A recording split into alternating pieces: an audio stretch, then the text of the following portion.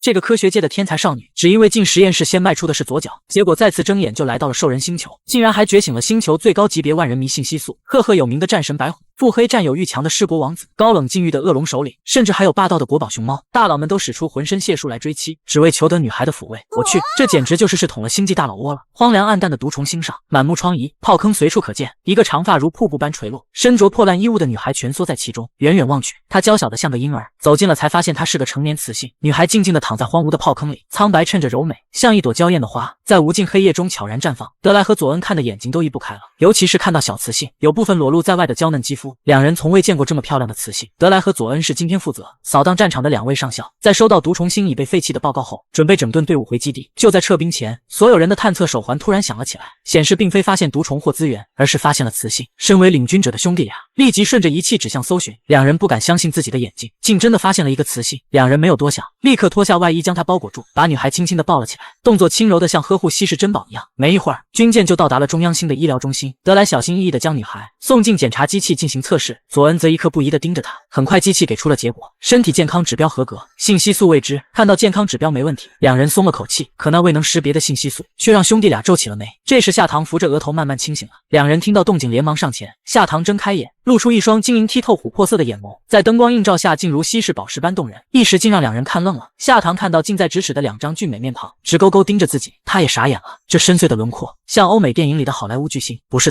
他就是去做个实验，然后爆炸了，居然就被炸到了国外来。难道就因为他进实验室是先迈的左脚吗？德莱和佐恩以为他被吓到了，忙不迭往后退一步，整齐地行了个绅士礼，语气满是歉意和尊敬。非常抱歉，尊贵的雌性，刚才是我们的疏忽惊扰到您，请问您现在感觉怎么样？是否需要我们退出医疗界，好让您安心休养呢？雌性医疗界，夏棠听得满头雾水，呆愣着看向兄弟俩，你们是谁？他开口，声音柔软的像棉花糖，甜融心间，而主动询问两人的名字，更让二人激动不已，立刻直起身板回答：尊贵的雌性，我是英式第一特战队的上校德莱，我是哥哥，我是战狼反恐精英的上校佐恩，我是弟弟。原来是双胞胎啊，难怪两人长相这么像。夏棠被他们过分尊重的态度和年纪轻轻就是上校的身份震惊到了。你们好呀，我是夏棠。夏棠这名字真贴切，刚刚小雌性沉睡时确实像一株酣睡中的海棠花，甜美动人。两人脸上都浮现温柔的笑，他们突然释放出来的好感让夏棠有些不适，他下意识移开视线，却被周围的景象再次惊住。逼真的仿生机器人，再到墙壁上的全息投影和自动感应屏幕，还有窗外飞行空中的机甲战队和各类太空飞船，以及那宛如绚丽画卷般的行星环。他终于意识到自己根本不是什么被炸到国外，而是压根已经被炸出了地球。好吧，尊敬的夏棠小姐，请问是谁把您遗弃在毒虫星上？帝都的雌性因为稀少，本就珍贵无比，个个都被捧为至宝，更别说她这样的绝世美人了。到底是谁居然有这么大的胆？德莱阴沉着脸开口问道。夏棠扶着头装作失忆，软声回答：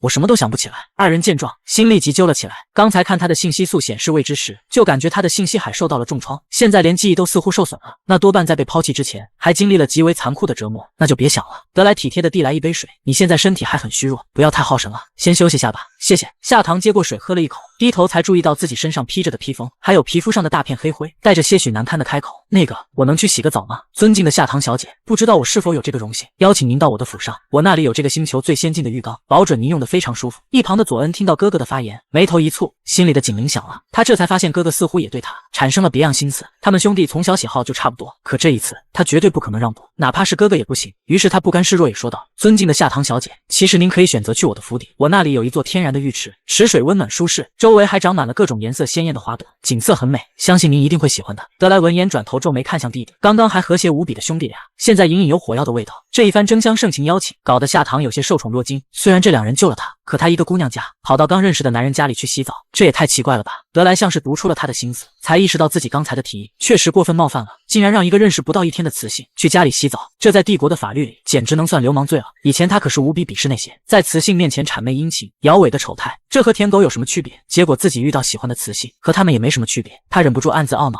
连忙歉意地说道：抱歉，是我冒昧了，我这就联系雌性保护机构。好呀，那就谢谢了。夏棠点了点头，他身上除了黑灰，其实还散发着一股难以忍受的臭味，像是某种臭虫分泌的粘液，这感觉简直让他快抓狂了，片刻都不想忍。他转头扫了一眼医疗室，我看这里有浴室，我能不能先用那个洗呢？德莱和佐恩顺着他的目光看过去，发现说的是医疗室里那个临时小浴室，两人异口同声地说道：不可以，这个浴室太小太窄太简单了，完全配不上您尊贵的身份。夏棠一脸无语，头上顶着几个问号，他是什么身份？没事的，我不介意这些，说完，他就一溜烟钻进了浴室。可进去不到几秒，他又红着脸悄悄探出头来：“那个，能麻烦你们帮我找一身衣服吗？”“当然没问题。”兄弟二人几乎异口同声，看着他微微露出一个小脑袋，神情羞涩中还带点小心翼翼的神态，他们的心都要被萌化了。事实上，由于帝国雌性的稀少，每一位都受到最高等级的尊敬和礼遇，条件也都优渥到极致，这也难免让大多数雌性养成了骄纵又霸道的性格。然而眼前的夏棠却句句使用敬语，不但礼貌，还会露出一点羞涩和感激的目光，再加上那软甜黏糯的声音，开口像是一阵温柔的电流袭过，让他们心头涌上一阵异样的情感。他真的很特别，他们也是真的很喜欢。在帝国，如果发现了被遗落的雌性，需要将雌性送往医疗中心进行相关检测，随后联系雌性保护机构。按照这样的流程，整个事件就算结束了。但德莱和佐恩似乎完全不愿离开，像两个忠诚的保镖一样，牢牢守在小雌性浴室外。夏棠轻声走进全自动浴室，这里科技感满满，墙上的自动感应屏幕识别了它的存在。一只3D 小蜜蜂扇着翅膀飞了出来。请问您需要了解什么？他有些新奇地触碰了一下屏幕上的选项，帝国文明。屏幕随即展开介绍，原来自己目前所在的地方叫中央星，这是一个由皇族严密统治的集权制星球，涵盖了数百个星系和组织。这颗星球的科技水平竟然领先地球很多年，而且这里的人种非常特别，全都是由兽类演变而来。雄性和雌性的分工非常独特，雄性拥有强大的战斗力和腺体，而雌性则拥有名为信息素的特殊能力，用于安抚和标记雄性，使它们在发情期或战斗值过高时，避免陷入精神失控，倒退成野兽。腺体通常存在于雄性的后颈，而雌性通过注入信息素来标记伴侣，被标记的雄性会产生难以形容的愉悦和满足感，甚至幸福到一种快要死去了的奇异状态。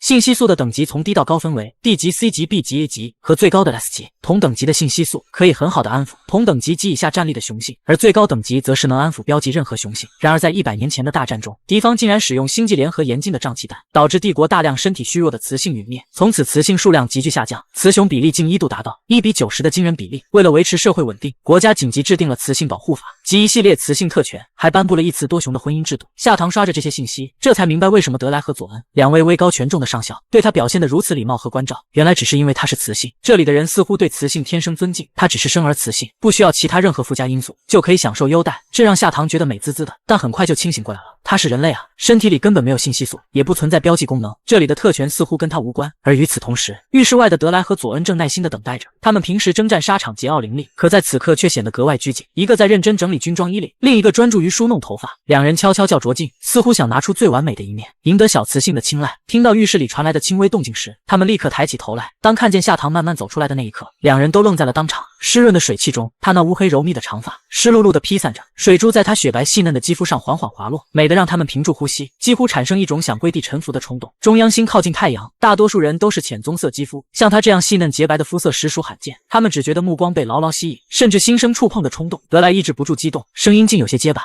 尊敬的夏棠小姐，请允许我为您穿鞋。”他迫不及待地单膝跪下，手中捧着一双新鞋。夏棠被他突然跪下这举动吓了一跳，还没开口拒绝，又见佐恩拿着吹风机走了过来，语气恭敬又透着迫切：“尊敬的夏棠小姐，请允许我为您吹头发。”他还没应声，两人却早已行动起来。佐恩温柔地撩起他湿漉漉的长发，正准备打开吹风机时，一缕若隐若现的仙女木清香悄然潜入他的鼻尖，他整个人像是被电击了一般，骤然愣住。那香气让他的神经亢奋起来，他只觉得体内兽性开始觉醒，快要抑制不住，舒服的想变做兽形就地打滚。在毒虫星找到他的时候，他浑身都沾满了春香的臭味，当时可没有这股独特诱人的香气。他的信息海受损的厉害，连机器都探测不出，那这股气息应该不是信息素，是纯天然的体香吧。佐恩根本不敢想，要是真是信息素，这点浓度就够把他撩得浑身颤抖。德莱单膝跪地，刚想捧起他的脚穿上鞋，一阵轻柔的雪莲花香掠过鼻尖，那种清雅的气息瞬间攫住了他的心神，让他手都不由自主抖了抖，鞋差点没拿住。他忍不住凑近再深深嗅了一下，没错，真的是天山雪莲的香味啊，好香好香。他想一直跪下去，单纯靠着这股小雌性带来的气息来维持生命的冲动，恨不得将这香气永久铭刻在肺腑里。夏棠注意到德莱和佐恩兄弟俩的异常，担心他们是因为信息素才这么做，小声开口提醒：“二位校官，刚刚我醒来的时候，机器是在给我身体做检查吗？”这句话顿时让他们回过神来，两人对视一眼，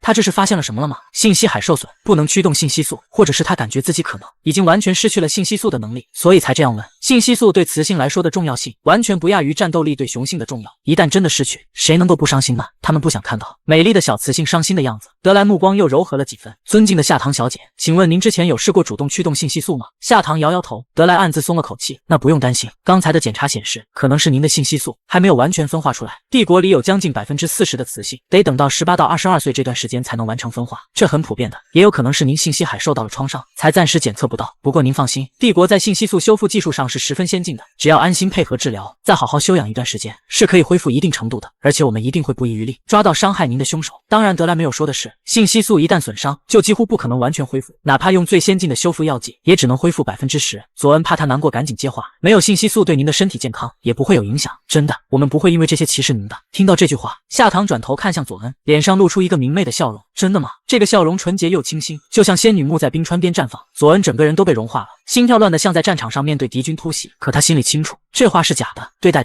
他会比对任何雌性都要特殊。他是他此生唯一心动的雌性。见他们笃定的眼神，夏棠也逐渐放了心。原本他还担心没有信息素就无法在星际帝国生活了，如今听来，中央星对雌性是有足够的保护和尊重，他完全可以像在地球上一样靠本事活下去。谢谢你们，他轻声道谢。德莱眼中带笑，声音低沉且温柔。尊敬的夏棠小姐，保护雌雄是所有雄性的天职与荣耀，您不必道谢，我们承受不起。夏棠被这句话逗笑了，摆摆手说：你们也别一口一个夏棠小姐了，叫我夏夏或者糖糖就好。兄弟二人闻言直接愣了，随后脸上一阵惊喜，又不自觉带点紧张，因为在星际文化里，雌性主动允许别人叫昵称，这是一种友好亲近的信号。夏棠看着他们紧张的模样，也忍不住笑眯了眼，突然有些好奇他们的兽形是什么。人都这么温柔，兽形也一定很温柔吧。门铃突然响了，屏幕显示雌性保护机构的工作人员已经到了。女孩看兽是小说的大馋丫头吃那么好，她也想进去演2集。说干就干，进实验室时她先迈了左脚，结果竟真的穿到了雌尊雄卑的兽人星球。更逆天的是，她还觉醒了星球最高级别的4S 级万人迷信息素。这下好了，腹黑狮王、霸道熊猫、高冷恶龙，他的追求者里还有一对双生子。大佬们为了争宠使出浑身解数，女孩不可置信的待在原地。我勒个 DJ， 这次竟然真的吃上了。女孩刚来到这个星球，却没有检测出信息素，但是把女孩捡回来的 S 级双生子上校已经对她一见倾心。帝国最年轻且帅气的双子星，还是出生在百年勋贵家族的高贵后代，对信息素等级高到天花板的公主，他们都毫不心动。如今却为了这个没有信息素的女孩，明里暗里的争宠，给她吹头发，伺候她穿鞋，一刻都不愿离开她半步。这时雌性保护机构的人来了，两人不得不松开夏棠。来人是雌性保护机构的科长苏曼，看到帝国最骄傲最年轻的双子星居然在低声下气的照顾一个雌性，他差点惊得嘴巴都合不上。不过视线落到夏棠身上的那一瞬间，他就懂了，这也太漂亮了。苏曼赶忙开口道：漂亮的小姐你好，我听说你的情况了，现在我带你去中央主脑查询你的身份信息。他打开了光脑，本是准备跟德莱和佐恩做个交接，结果这俩人根本就没准备离开，眼睛就像用胶水粘在夏棠身上一样。好吧，苏曼无奈的耸耸肩，那一起走吧。上了飞行舰之后，苏曼拉着夏棠在一边聊天，而德莱和佐恩不方便听，就站在窗边假装欣赏外面的风景。佐恩语气颇为得意的开口：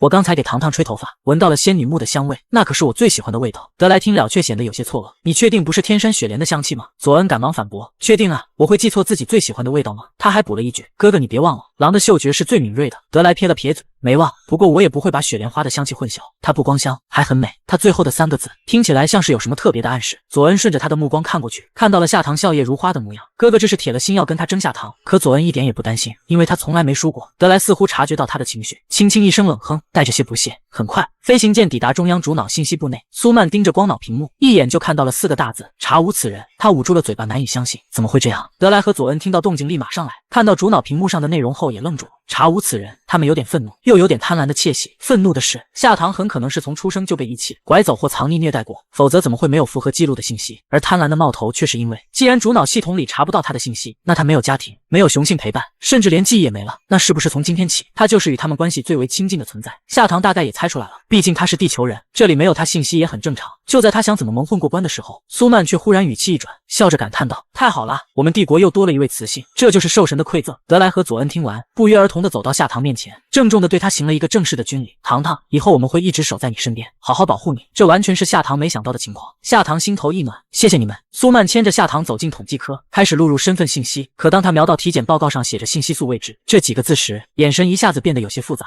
掺杂着几分可惜和怜悯。这种情况意味着夏棠以后不管是待遇还是择偶，都要比正常雌性差一大截，在这个社会里确实不算什么好消息。苏曼想，雌性保护机构更得好好关照她才行。录入信息的过程中，苏曼有意把夏棠的档案标上了3个月的保护期。他站起来笑着说：好了，我现在带您去看看新家吧，不麻烦了。接下来的是我们兄弟来。门口传来稳健的声音，德莱接过了钥匙，随即佐恩也不客气的抱起分发给夏棠的物品，苏曼愣了一下，没想到没有信息素的夏棠，两兄弟居然还这么热情，是真的喜欢啊。等夏棠跟着德莱和佐恩来到为他安排的住所时，他惊呆了。他原本以为是一间临时安置用的小屋，结果映入眼帘的却是豪华又时尚的4层别墅，从全智能家居到高级传感器，黑科技满满，每一个细节都透着奢华。大厅里甚至还有一只迷你飞行的小蜜蜂机器人。夏棠看得目不暇接，可身旁的佐恩却突然皱起了眉头，太简陋了。德莱更是直接说道：“糖糖，如果你觉得这里不舒服，我可以给你买一片庄园，装备更完善一些。”庄园？夏棠彻底蒙圈了。有钱人的世界果然不是他能理解的。他连忙摆手：“不用了，这里已经很好了。”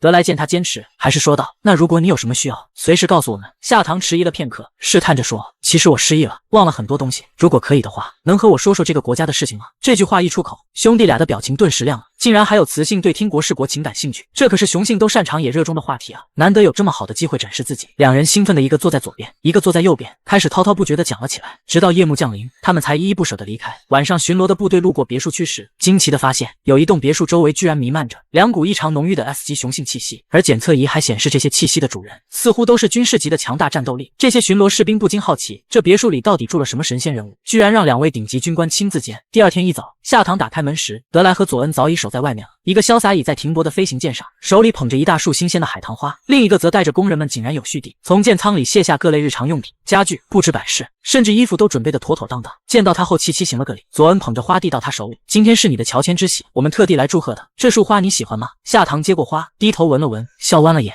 喜欢，它味道很好，也很漂亮。是你刚采的吗？”“不是。”佐恩下意识挠挠耳朵，有些心虚的别过脸，不敢说自己从半夜就开始守着，等到清晨花朵微微绽放，就摘了下来送给他。“没有吗？那为什么你的耳朵比这花还红？”话音刚落，佐恩原本有些泛红的耳朵尖一下子蔓延到了脖颈，全身都跟煮熟了一样，害羞到一句话都说不出来了。夏棠被逗笑了，笑容里带着明媚的小狡黠。德莱见后眼神暗了下去，嘴角的弧度也僵了几分。德莱放下手中的物品，走上前来：“糖糖，我不知道你喜欢什么风格的家具，就随便挑了几件，不介意吧？”夏棠笑眯眯地看着德莱：“当然不介意了，你的品味真不错。”这轻飘飘的一句话还带着笑意，把德莱心中那点微妙的酸意给彻底抹平了。他满脑子只想再多做点什么。卸完货物后，两兄弟和小蜜蜂机器人一起忙着打扫卫生，竟不知不觉地忙到了深夜。夏棠看着两人，心里挺不是滋味，他们帮了这么多忙，该好好报答一下才行。这时，德莱从兜里掏出一盒糖递过来：“糖糖，这个送给你，你快尝尝吧。”夏棠平日里视甜如命，根本拒绝不了这样的诱惑，迫不及待地拿起一块放进嘴里，结果下一秒，整个人表情立马垮了下去，一股严重的劣质糖精味在嘴里炸开，他差点吐出来。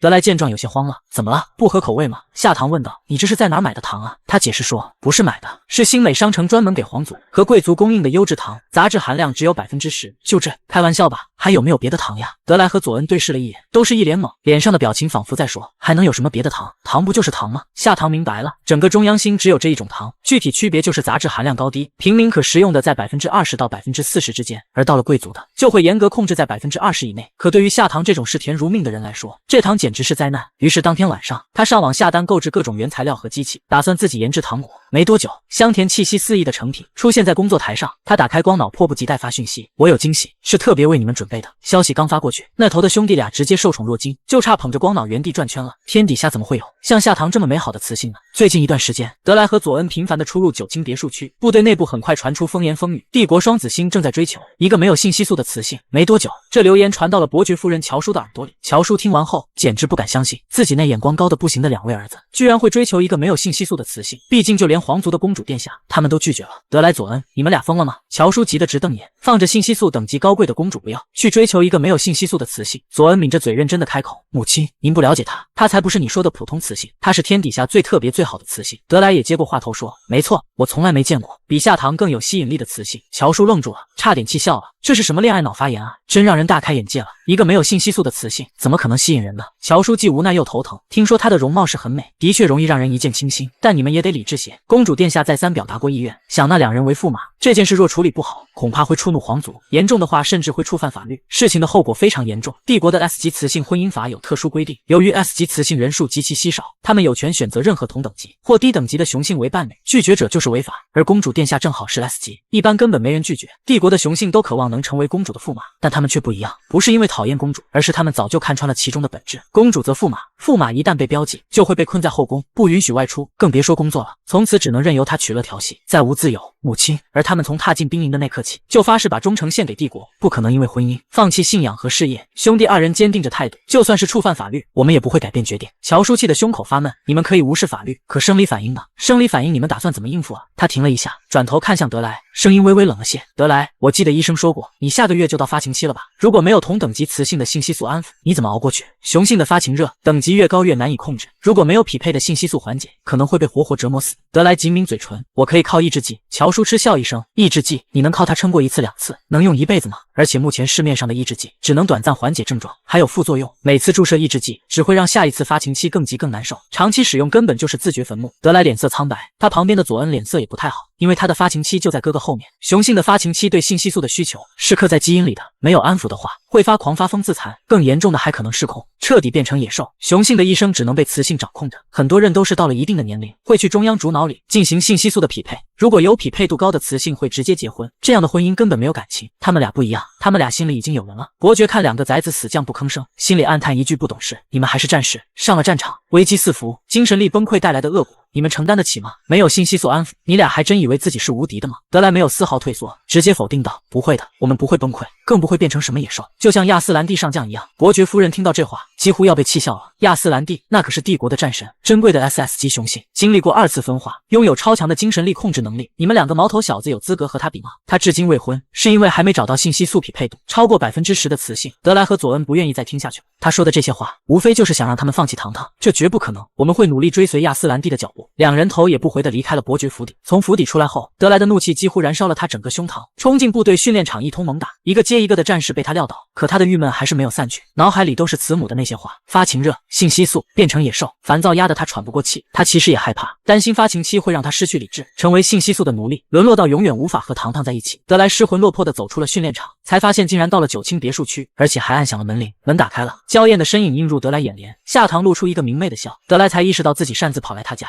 太失礼了，对不起糖糖。话未完，一块软绵绵的东西塞进他嘴里，甜味在口腔中炸开，那是种从未体验过的甜美。他愣住，这是什么？棉花糖啊，口感是不是很像棉花呀？夏糖笑着拉他进厨房，掀开锅盖，展示出5颜6色的棉花糖，苹果味、草莓味，还有香蕉味，怎么样？喜欢吧？他眨了眨眼，脸上充满期待。德莱激动的点头，喜欢，这也太好吃了，糖糖你简直太棒了。夏糖听后嘴角微扬，喜欢的话以后还可以来找我，这些都送你了。德莱小心翼翼地接过糖果，仿佛捧着稀世珍宝。他第一次收到了雌性的礼物，糖果的甜香更添一份别样的情感，这是勇气，是一种突破。他将糖果放进口袋，贴近心脏的位置，许久才开口，糖糖，你喜欢小动物吗？夏糖愣了一下，小动物，喜欢啊，不过你怎么突然问这个？话音刚落，德莱的身体忽然变化，狂风涌动间，一只庞大的鲸羽关雕出现在面前，羽翼绚丽，威风凛凛，这是这个星球上最大的猛禽之一，霸气凶悍。但此刻，关雕俯身伸展羽翼，像是向他臣服，又像是在邀请他启程。夏糖呆住，你是让我上去吗？关雕点了点头，他小心地踩上他的翅膀，动作轻柔。德莱的身体因他的动作微微颤抖，当他坐稳时，他振翅而起，飞越别墅。腾空的失重感让夏糖惊呼不已，下意识地紧紧抱住德莱的脖子。逐渐适应后，他低头望向地面，满眼震撼，高耸的摩天塔，闪耀的晶体发电站，喧闹的空中游乐场，还有奢华无比的皇族宫殿，一切美景尽收眼底。夏糖难掩欣喜，一把抱住德莱的脖子，德莱，谢谢你，这真是太好了。梦一般的景致让他几乎忘了恐惧。德莱感受到他的温暖拥抱，心中前所未有地满足。他想就这样飞下去，永不停止。与此同时，狩猎场的佐恩捕捉到熟悉的气息，他抬头一看，就发现自己的哥哥竟然载着糖糖在空中飞行。对于雄性来说，展现兽形并愿意臣服，这是求偶时候的表现，一般只有认识半年以上才会这么做。现在这才几天啊，哥哥他竟然作弊偷家，既然哥哥这样做，那他也可以这样。化身兽形的他从狩猎场里凭风疾奔而出，佐恩轻盈地蛰伏在葱郁的丛林间，紧盯着德莱飞行的轨迹，伺机而动。等到德莱飞低一些，他迅速窜出来，毛茸茸的大尾巴猛然一卷，把夏糖抢到了自己的身上，然后不等他反应，便像一道闪电般带着他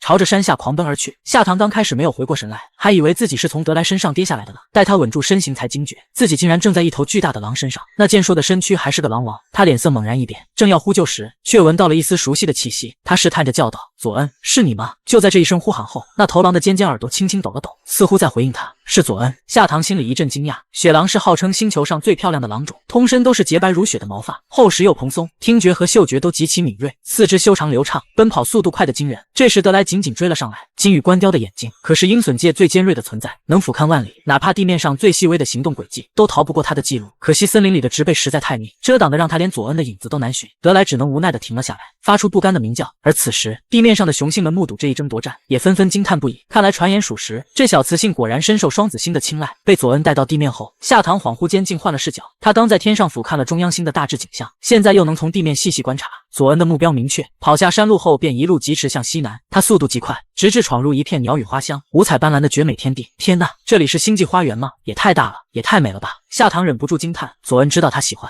便特意放慢脚步，就为了让他好好欣赏这片美景。不知为什么，佐恩还在因为慈母的一些话而烦闷暴躁的心情，居然在这一刻彻底平静下来。明明信息素是雄性赖以维系心绪的东西，可他心里生出了个奇怪的念头，感觉自己以后都不需要信息素，只要和糖糖在一起就可以了。夏棠从观赏奇珍异草的兴奋中回过神，眼神落在这头漂亮的雪狼身上，越看越喜欢，越看越挪不开眼。这么乖巧又毛茸茸的大狗狗，哪个女生能抵挡得住呢？我可以摸摸你吗？他小心地问了一句。佐恩一听，整只狼都僵住了，羞涩的头都快塞进自己的毛发里了。他和哥哥在普及国情时，觉得他年纪还小，便特意避开了雌雄间那些最基本的生理常识。于是夏棠压根就不知道，雄性的兽形只能让自己的雌主触碰。夏棠见状，以为他是不愿意，不愿意是吗？不是，他愿意，非常愿意。他缓缓将脑袋递到他面前，显得格外紧张。夏棠见状，开心的伸手一把抱住他的头，不停地搓揉。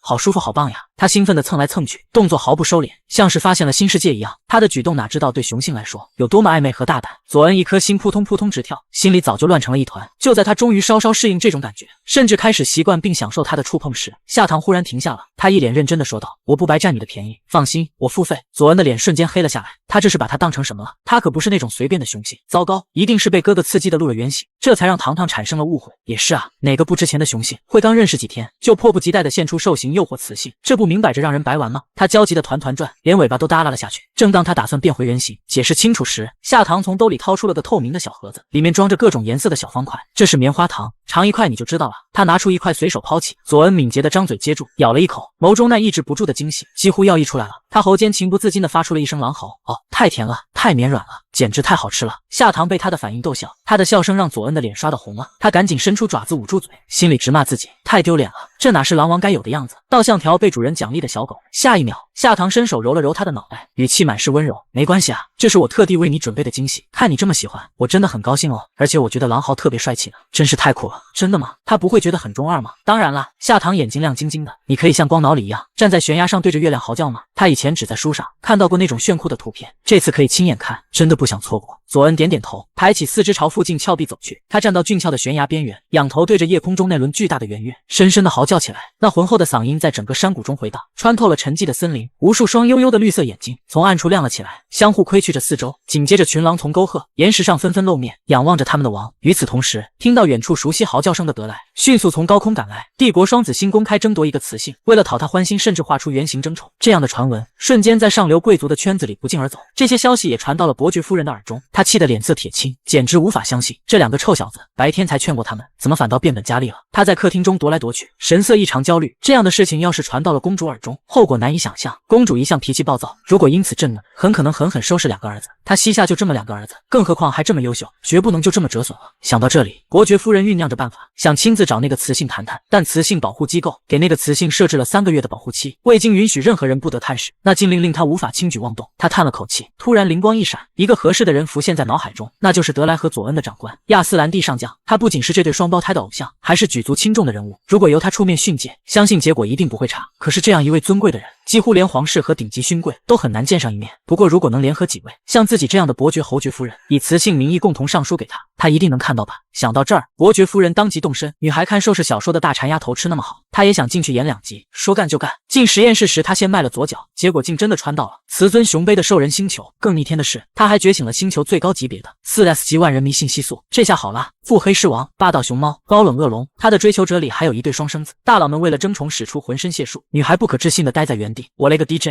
这次竟然真的吃上了。亚斯兰蒂是帝国的传奇人物，一出生便不同凡响。他是埃尔公爵家族100年才出现一次的高贵变异白虎，战斗力天赋直接达到了罕见的 SS 级，从小就展现出令人惊叹的天赋。14岁就进入兵营，成为中央军团的指挥官，带队征战星际。不到20岁就封了上将，22岁惊世骇俗的分化出了翅膀，那可不是普通的翅膀，煽动起来能掀起漫天火焰，简直是如虎添翼。到26岁时，他已经成为史上最年轻的战神，而他身上的谜团更让人难以置信。按理说，就算是再强大的雄性，也会受制于雌性，需要雌性帮助他们度过发情期，同时保护随时可能崩溃的精神状态。但亚斯兰蒂偏偏是个例外，他根本就不近女色，安稳地熬过了26年，况且还在无数次残酷战斗中保持精神稳定，从未崩溃过一次。这让帝国的人愈发对他崇敬。乔舒伯爵夫人琢磨了一阵，她觉得如果能请亚斯兰蒂上将出面训斥一下自己的2个不争气的儿子，或许能改变他们的心性。想着这，他抓紧联系了亚斯兰蒂，希望他能出手帮忙。这时候，广阔的教场上，一道修长挺拔的身影正站在那里。亚斯兰蒂军帽帽檐压低，遮住了他月白色凌乱的碎发和那双冷冽的赤焰瞳眸。他准备率领白虎军团第7部镇压卡洛星球的大型武装暴乱。这场暴乱已经造成了大量无辜者死伤，事情刻不容缓。就在此时，侍从递来一封文书，低声提醒道：“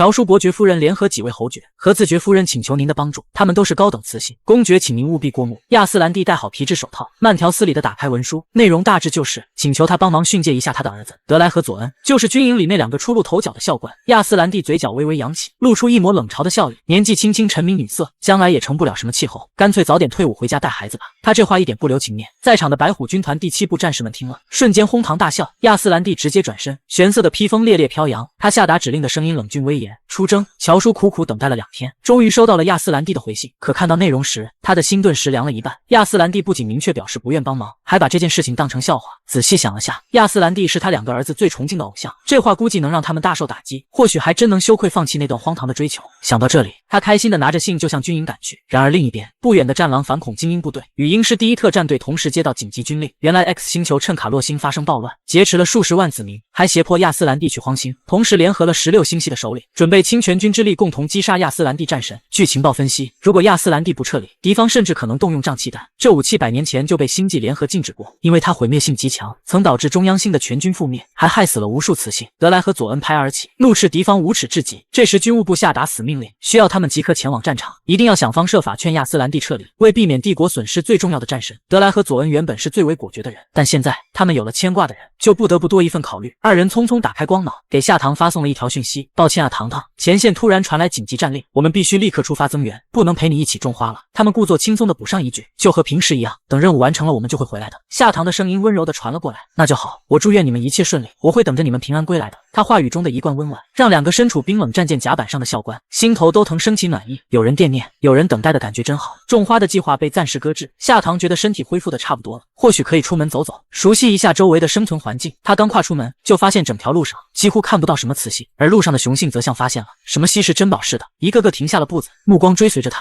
他对这些异样眼光感到不解，但却并不知道，在中央星陌生雄性这样直勾勾地盯着雌性，其实已经触犯了骚扰法。然而路人们明知如此，却还是挪不开眼，完全被眼前这份美丽到不可思议的容颜震慑住了。在这炽烈骄阳下，一般的雌性根本不会出来，而且还是这么美艳的雌性，如画中走出的仙子。按理说，这样的雌性即使外出，也应该乘坐最豪华的飞行器，身后跟着一群高等级的帅气雄性，怎么可能像他这般朴素低调，独自闲庭信步？很快，夏唐走到了一个公园的凉亭里，终于见到了雌性，而且还是一群雌性，他们围在一起讨论着什么。夏唐怀着好奇心凑了过去，原来是在聊化妆品。这时听到一声清朗的男性嗓音从人群中传出，刚刚还叽叽喳喳的人群瞬间安静下来。夏唐透过缝隙望去，只见人群中央坐着一个穿着白大褂的高挑男子，他戴着金边眼镜，面容俊美的如雕刻一般，正用一个小型金属挖勺细致地为一个左脸满是疤痕的雌性涂抹着膏体。那名雌性声线微颤，带着一丝不安问道：陆院长，我脸上的这些疤痕真的能消掉吗？男子推了推眼镜，语气平淡温和：积雪草成分有抗菌修复和促进胶原再生的功能，可以在一定程度上缓解疤痕，虽然无法保证完全去除，但长期使用可以淡化，能淡化一些也好，只要不要这么丑陋狰狞就可以了。艾丽的声音带着自卑与遗憾，因为她的信息素等级是最低的地级，又在幼年时期因意外脸被烧伤，留下了难以抹消的印记，这对她来说简直是双重痛苦。男子看出了她的情绪，稍微顿了顿后语气柔和了不少：艾丽小姐，这世上没有完美无瑕的容颜，其实每个人都多少有属于自己的缺憾，无需太过自卑。他边说边继续为她的脸涂抹着膏体，动作小心而专注。就在这时，夏唐被后头一个匆匆朝前赶的雌性给推了一下，整个人一下子向前倾去，还偏偏撞到了男子手中的金属挖勺。而那男子抬起头，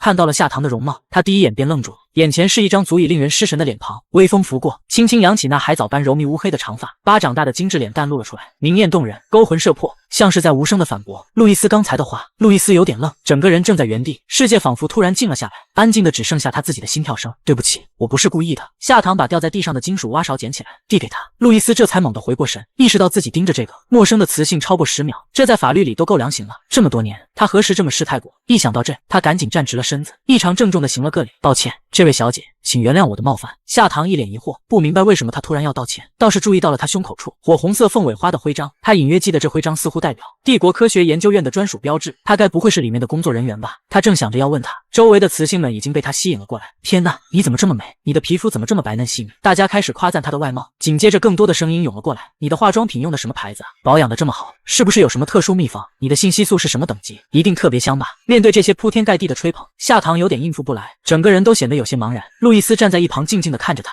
那副懵懵懂懂的神态和他明艳娇媚的外表形成了奇妙的反差，纯净又吸引人。他觉得这个雌性值得这个世界上最美的赞词。看着看着，他忍不住心神摇曳。夏糖开口用一句话结束了所有聒噪的声音：我是个孤儿，没有性激素。他话一出口，周围立马鸦雀无声。人群中的一个及雌性半信半疑，试探着释放了 A4 型友好类性激素。这种性激素用于同性之间的交流，会勾起对方的性激素予以回应，但夏糖没有任何反应。这情况只有2个可能，要么他的等级比他更高，要么他真的没有性激素。然而要是比 A 级还高，那便是珍贵稀少的 S 级雌性。这类雌性在帝国中每个人都被细致记录，名单中显然没有夏糖的面孔，所以只能是后者。他真的没有性激素。A 级雌性震惊地收回自己的手，你竟然真的没有性激素？他的脸上满是难以置信，而夏糖却若无其事地点了点头，显得毫不在意。他从来不说谎。此时路易斯垂下眼帘，长睫微微遮住了眼底闪烁的光芒，方才那点点倾泻而出的笑意也渐渐凝固成了深沉。没有性激素，他们注定不是一个世界的人。他该走了，再留在这儿，难以保证看到他自己不会失口。夏糖坦白自己的情况，是为了让大家消除疑虑，趁机向佩戴凤尾花徽章的男子了解帝国科学研究院的情况。然而令他没有想到的是，他还没来得及开口，对方就已经离开了，甚至在离开的时候连看都没再看他一眼，仿佛完全没有兴趣。他刚迈出一步想追上对方，就被身边一群雌性拉住了。算了吧，那不是你能肖想的。他们语气充满怜悯。路易斯可不是普通人，而是帝国100年书香门第的唯一继承人。更重要的是，他是极其稀少的 S 级雄性，择偶理性的很，连我们都不敢打主意，更别说你这种连性激素都没有的了。这些原本对他充满羡慕和崇拜的雌性，转眼间眼里全是怜悯和劝退。别看他平时温润随和，愿意帮助我们，那只是因为我们是雌性，优待罢了。可要是争论起择偶标准，这点再漂亮都没用，没有性激素的你根本没机会。夏糖听着这话只觉得有点荒唐，他不是肖想他只是想弄清楚他究竟是不是帝国科学研究院的人，了解这里的科学发展水平和人员构成，看看自己能不能在帝国重新开始工作吧。刚刚那个人，那个雄性叫什么名字啊？他是不是国家科学院的人呀？刚才是在给你们提供实验产品吗？夏糖问了好几个问题，却没能从这些雌性中得到回答，他们都纷纷散开。夏糖也不想再继续追问了，转过身看向那个左脸满是烧伤的地级雌性，轻声问道：你的疤痕是烧伤导致的吗？那人点了点头。夏糖继续说道：其实他早就到了成熟期，简单的外敷修复已经没有用了，得进行激光手术或者注射肉毒素才能真正改善，用这样的方式会让皮肤恢复得更快。艾丽听得云里雾里，完全搞不懂他在讲什么，这里的医学发展水平和专业术语，夏糖没法一下解释清楚，他索性要了艾丽的光脑号。就在这个时候，他注意到那个佩戴凤尾花徽章的男人并没有上飞行器，而是步行朝着西边去了。他不禁好奇，是要回工作岗位了吗？他犹豫了一下，脚步轻快地跟了上去。路易斯走了一段路后，忽然感觉到身后有些动静，用瞳力凝聚目光朝反光玻璃一看，那抹纤细的身影不正是他吗？刚刚平复不久的心跳，这会儿又扑通扑通地快了起来。他故意兜了2个大圈，想试探一下他是真的有意跟踪，还是刚好顺路。然而他很快就确定，他是真的在跟踪他。他想干什么呢？是想像其他雌性那样请求帮助吗？会不会是为了那些改善相貌的药膏？可他已经那么完美了，浑身上下每一处都无可挑剔，哪里还需要调整呢？又或者他其实对他感兴趣？这个想法让他的心跳顿时乱了节奏，他不敢往下多想，毕竟他是个没有性激素的雌性，而他却是 S 级雄性，根本不存在任何匹配的可能。即使他是 A 级、B 级，哪怕是最勉强的 C 级，只要有些微弱的性激素，他都可能冒险尝试。可现在他们之间隔着一座不可逾越的鸿沟，他心里百感交集，但依旧攥紧拳头，加快了脚步，好像下了某种决心似的。他一路走得越发坚决，这种冷酷的态度对于一位雌性来说可谓格外无礼。他知道这个雌性想要与他搭讪，可他却刻意的避开，对他视而不见。这回他总该知难而退了吧？他这么想着，却隐约听到身后的脚步声急促了起来。他竟然追得更紧了，因为他的步伐太大，普通人实在难以赶上。他甚至开始小跑。路易斯迷茫了，他熟悉的那些雌性，个个性格都骄纵又傲慢，更不会这样耐心地追逐一位雄性，而且是在烈日炎炎下，哪怕被刻意甩开也不放弃。他走在前面，突然觉得自己很卑劣，怎能让这样率真又美丽的雌性忍受受这种冷漠和躲避。可多年前接受的家庭教育，以及中央帝国严格的雌雄匹配制度，又让他不得不望而却步。就这样，他走到了高耸入云的大厦前，停下了脚步，而夏棠也在不远处站住。他气喘吁吁地看着那个雄性，停在了研究院门口，抬头发现摩天大厦上印着几个醒目的大写字母：中央帝国国家科学研究院。这一瞬间，他露出了欣慰的笑。果然没错，猜对了。这一路的追逐让夏棠累得不轻，口干舌燥。他四处张望，看到旁边有个贩卖冰淇淋的小店，便跑了进去。而路易斯看着科学研究院的入口，犹豫片刻后还是迈了进去。这是一片严禁外来人员进入的领域，一旦进入便真的再也见不到他了。因为这个设想，路易斯一路脑内天人交战，最终还是选择缴械投降。无奈的转身时，只见身后是空荡荡的街道，那个美丽小雌性不见了。也是，追逐了一路都没有收到任何回应，换做谁都要心灰意冷了吧？更何况她是美得令人心惊的雌性，肯定平时被无数雄性主动献媚围绕，哪轮得到她这种冷酷无情又势利的家伙怠慢呢？想到这儿，他握紧的拳头越发用力，甚至连指节都泛起青白色光泽。他心里苦笑，他一定厌恶透了他这种雄性吧。路易斯就这样站在台阶上，日头从烈阳高悬变成了西跌天边，他都浑然未觉。而与此同时，夏棠却完全无所知，他早已走进了附近的一家店铺，买了个巧克力味的冰淇淋吃着。刚吃没几口，店里的人却越聚越多。他有些好奇，发现在他们的胸前都别了一枚凤尾花形徽章，徽章是白色的，尺寸也偏小，倒是和刚刚那个男人的深红色有些区别。夏棠向人群中某位佩戴徽章的男人搭话：“你好呀，请问你是科学研究院的工作人员吗？”人群不远处在假装挑选冰淇淋，顺便偷瞄夏棠动静的鲁丽，听到这声音，整个人顿时僵住，连手里的冰淇淋都吓得掉了。他看着这个漂亮的雌性向他微笑，支支吾吾结巴起来，难得捋清了舌头。他赶忙回道：“你好，我是环境管理部实习生鲁丽。”夏棠笑眯眯的回应：“我叫夏棠，我对你们的研究院很有兴趣，请问我是否可以进去参观一下？”鲁丽听后有些为难，院长是说了，不允许任何无关人员进入的，可眼前这位雌性这么美丽，又如此期待的看着自己，简直无法拒绝。天人交战之后，他咬咬牙，当然没问题，但今天不方便，现在已经下班了，很多科室都关门了，明天吧，明天我带你去看。两人互加了光脑后，夏棠带着满意的笑容离开了，鲁丽却整个人跟喝了假酒似的晕乎乎，一直傻笑不止。晚上躺在床上，他都开心的彻夜难眠，真不敢相信自己只是个普通的 B 级雄性，居然会被这么漂亮的雌性搭讪。然而与此同时，城市另一边的松岭半山别墅内，也有一个人彻夜难眠。自从转身见不到小雌性身影的那一刻，路易斯心里就像塌了半边，他满脑子都是她的音容笑貌，他懊悔到不行，想向她道歉，却发现自己对她一无所知。他甚至深夜里不顾冒昧，给白天公园里见到的那些雌性们一个个打电话，结果没有一个人认识他。翌日清晨，国家科学研究院内，一组研究员正在向院长汇报工作，但眼前这个一向精力充沛的院长，今天却走神不断，眼下还一片乌青。研究员忍不住关切地问：“院长，您还好吗？要不要休息下？”路易斯眨了眨眼，回神后拧了拧眉心，没事。正当他重新调整状态时，窗外忽然传来一道熟悉的悦耳声音，他的身体条件反射般抬起头望去，是那个让他心心念念的小雌性。18岁的女科学家夏棠一睁眼就穿到了兽人星球，这个世界的雌性稀少珍贵，她还成了万人迷，星际的大佬们纷纷跪倒在她脚下，只为了亲嗅她的小脚。但起初她并没有检测出任何性激素，身为 S 级雄性的路易斯即使对她心动，却无法接受两人的匹配度为0，于是他强迫自己冷酷地把女孩甩在身后。然而他甩掉夏棠后，当天晚上就失眠了，这就是虐妻一时爽，追妻火葬场啊！第二天早上，路易斯刚放下手头的研究报告，就听见窗外传来一道熟悉清脆的声音。他抬眸一看，发现心心念念的小雌性正站在窗边，肯定是兽神听到了他的祈祷，所以将他送到了他面前。他迫不及待地想将他拉到怀里，下一秒却发现他的身边有一个雄性，好像是研究院新来的实习生。这个雄性因为长相清秀，受到研究院不少雌性的青睐。此刻他正十分热情地向夏棠介绍身边的环境，还不时露出惊喜的笑容。极度的情绪像火焰蔓延至路易斯的胸口，他几乎是瞬间冲到了两人面前，挡在了他们之间。高大的身影让夏棠猝不及防地退了一步，鲁丽也被吓到了。路易斯冷冷地盯着鲁丽：“谁允许你带外人进研究院的？”鲁丽愣住了，支支吾吾地站在原地，显得又窘迫又无措。明明自己特意绕开了人多的区域，怎么还是撞上了院长呢？院长，对不起，我的这位朋友，他对科学研究院特别感兴趣，我一时没忍住就带他来了。夏棠当场愣住，昨天在公园碰到的那个男人，竟然是科学研究院的院长。鲁丽默默地低头，他已经做好了丢掉这份工作的准备。只见院长向夏棠行了一个绅士的礼节，脸上的冷意瞬间消散，取而代之的是一丝温柔的微笑。请问，我是否有幸邀请您参观我们研究院？鲁丽整个人都僵住了，不可置信地抬起头，他完全没想到院长对待小雌性的态度转变得如此之快，心里暗暗嘀咕：院长您有点不讲武德啊。偷瞄到路易斯的警告目光后，他立刻识趣的一溜烟跑了。夏棠还是一脸茫然，他正想着该怎么给鲁丽解释，毕竟是他连累了鲁丽，没想到事态朝着完全无法预测的方向发展了。夏棠小心翼翼地道：院长，是我执意想进来的，您别怪鲁丽了，希望您不要责罚她。话还没说完，就听到路易斯干脆利落的应声了。这下轮到夏棠愣住，就这么简单吗？谢谢院长，您不用这么客气，叫我路易斯就好。夏棠朝他友好的伸出手，昨天我们见过，在公园里，你还记得吗？路易斯看着他雪白的小手，怔了一下，随后小心翼翼地握上去。他的手被他握在掌心里，柔软的触感令他心头发颤。这次他一定会好好抓住小雌性的手。他动了动喉结，低声说道：“当然记得，我带您去参观下吧。”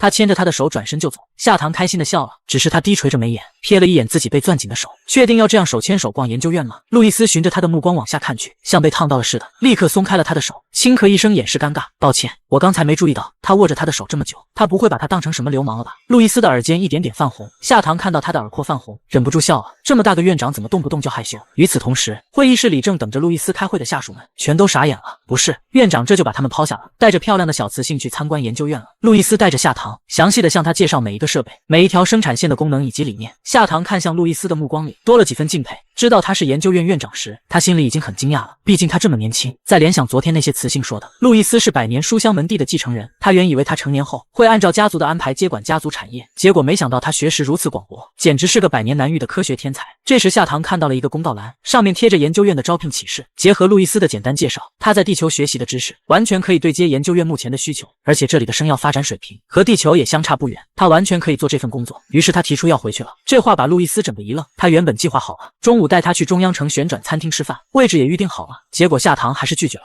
他现在一副心思全扑在准备工作上，心里只想回去多看看书，把自己的所学知识和这边的技术结合起来，好准备明天的面试。路易斯心里郁闷，还在琢磨挽留的办法，就听到他轻描淡写道：“那我们明天见吧。”他怕夏棠像昨天那样不见人影，于是从胸口处摘下了随身佩戴的凤尾花徽章递过来：“这个送你，有了它，你可以随时进入研究院，不用再去找那个什么实习生了。”夏棠被他这一手吓到，那可是院长徽章，象征着研究院至高无上的权力和荣誉，这怎么能随便送人呢？他低头看了一眼，最终摇了摇头：“不用了，我会凭自己的实力得到的。”他离开好一会，路易斯还呆呆站原地，心里琢磨着他刚才那句话到底是什么意思。随即转念一想，明天他还要来，不由得开心起来。第二天一早，路易斯破天荒换了一身白西装，丢掉了平日一成不变的白大褂。这套衣服把他修长的身材衬托得笔直而潇洒，还透出几分儒雅的成熟气质。他平日低调惯了，研究院里的员工忽然看到院长这打扮，一个个都愣住了，甚至有人偷偷打赌，是不是有大事要发生。路易斯一大早就赶到研究院，望眼欲穿。他从早晨等到了中午，又从中午熬到了下午，时间一分一秒的过，心情也逐渐从期待变成失落，甚至已经在怀疑昨天他的承诺会不会只是敷衍的谎。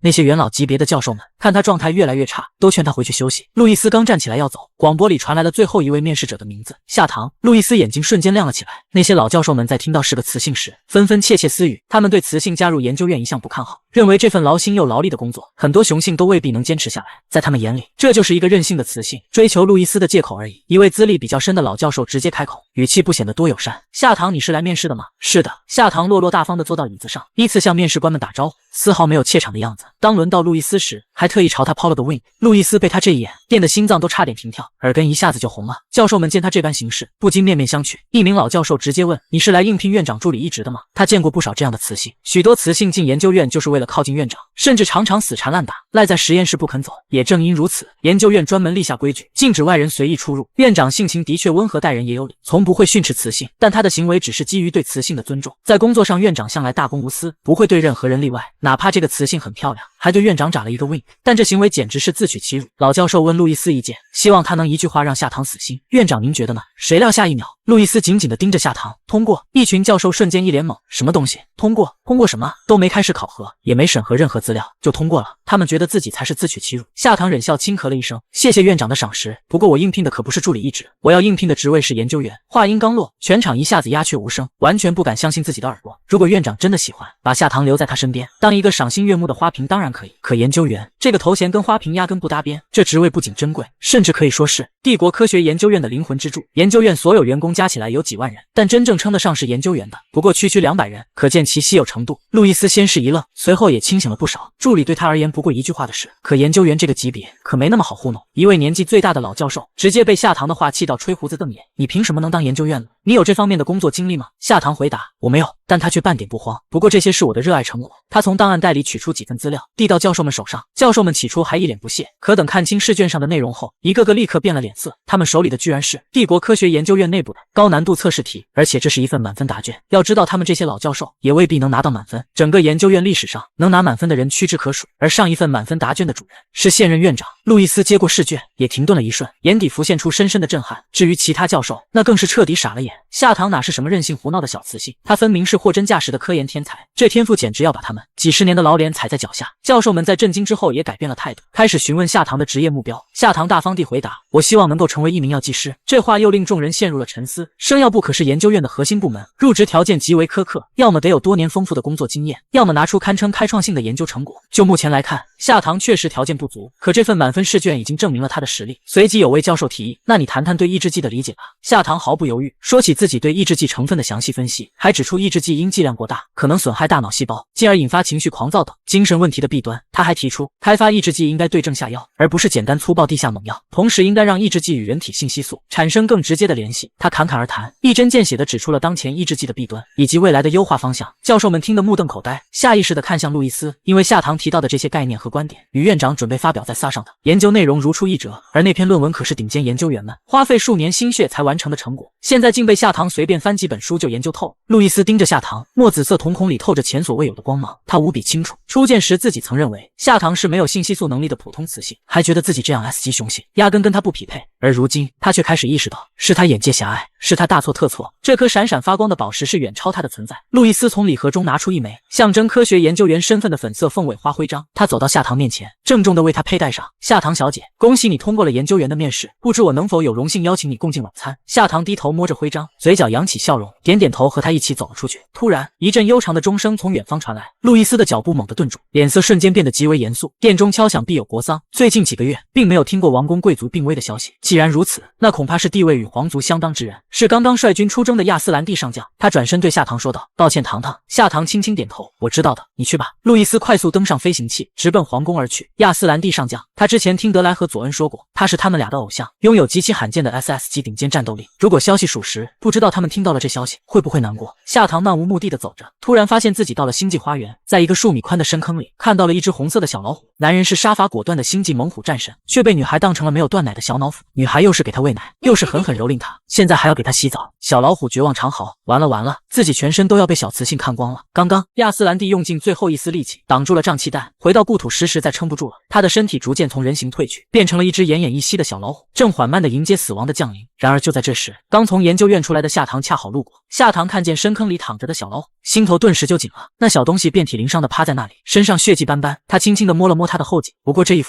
竟然触发了一股强烈的性激素。那性激素流过小老虎破裂的腺体时，好像神灵显圣一般，迅速修复了它断裂的经脉，还愈合了破碎的皮肤。昏迷不醒的小老虎睁开了眼，那一双眼睛湿漉漉地盯着夏棠，眼神透着求生的强烈渴望，还有一种让夏棠心悸的依赖感。他柔声说道：“别怕，我带你回家。”随即夏棠把小老虎包裹进衣服里，用随身的小型飞行器带他赶回9星别墅区。回到家后，他从医疗箱里配置了2针急救药。只见本来奄奄一息的小老虎，血液已经凝固了，伤口居然消失不见了。夏棠用手指点了点他的脑袋，嘴里还忍不住嘀咕道：“恢复力也太逆天了吧！”小老虎被点得舒服极了，当即翻个身，将柔软的肚皮暴露出来，一副快来摸我的模样，瞬间击中了夏棠的心。他忍不住笑了出来，又抓起他仔细检查了一遍，确认他完全没有问题后，便把他放进一个临时搭建的小窝。夏棠原本打算将他送去动物保护机构，一打开光脑就看见新闻播报，由于亚斯兰蒂上将的陨落，全国从明天开始休假1周。既然短时间送不出去，那看来只能暂时养着他了。第二天，太阳都晒屁股了，小老虎还没睡醒，夏棠看不过去，忍不住戳了戳他的脑袋，嘟囔着：“你是老虎还是小猪啊？怎么睡得这么香？”小老虎被他戳醒时，慢悠悠地睁开一双眼睛，那颜色像血红宝石，瞬间让夏棠愣住了。而小老虎看着他，心里懵懂地冒出一个念头：啊，这是谁啊？好漂亮，是他的妈妈吗？小老虎张了张嘴，夏棠本以为小老虎的叫声会和小猫咪一样，嗓音却奶气得像只小科尔鸭。夏棠笑得直不起腰，他却没注意到这小家伙眼巴巴地盯着他的胸口，还咽了几口口水。妈妈，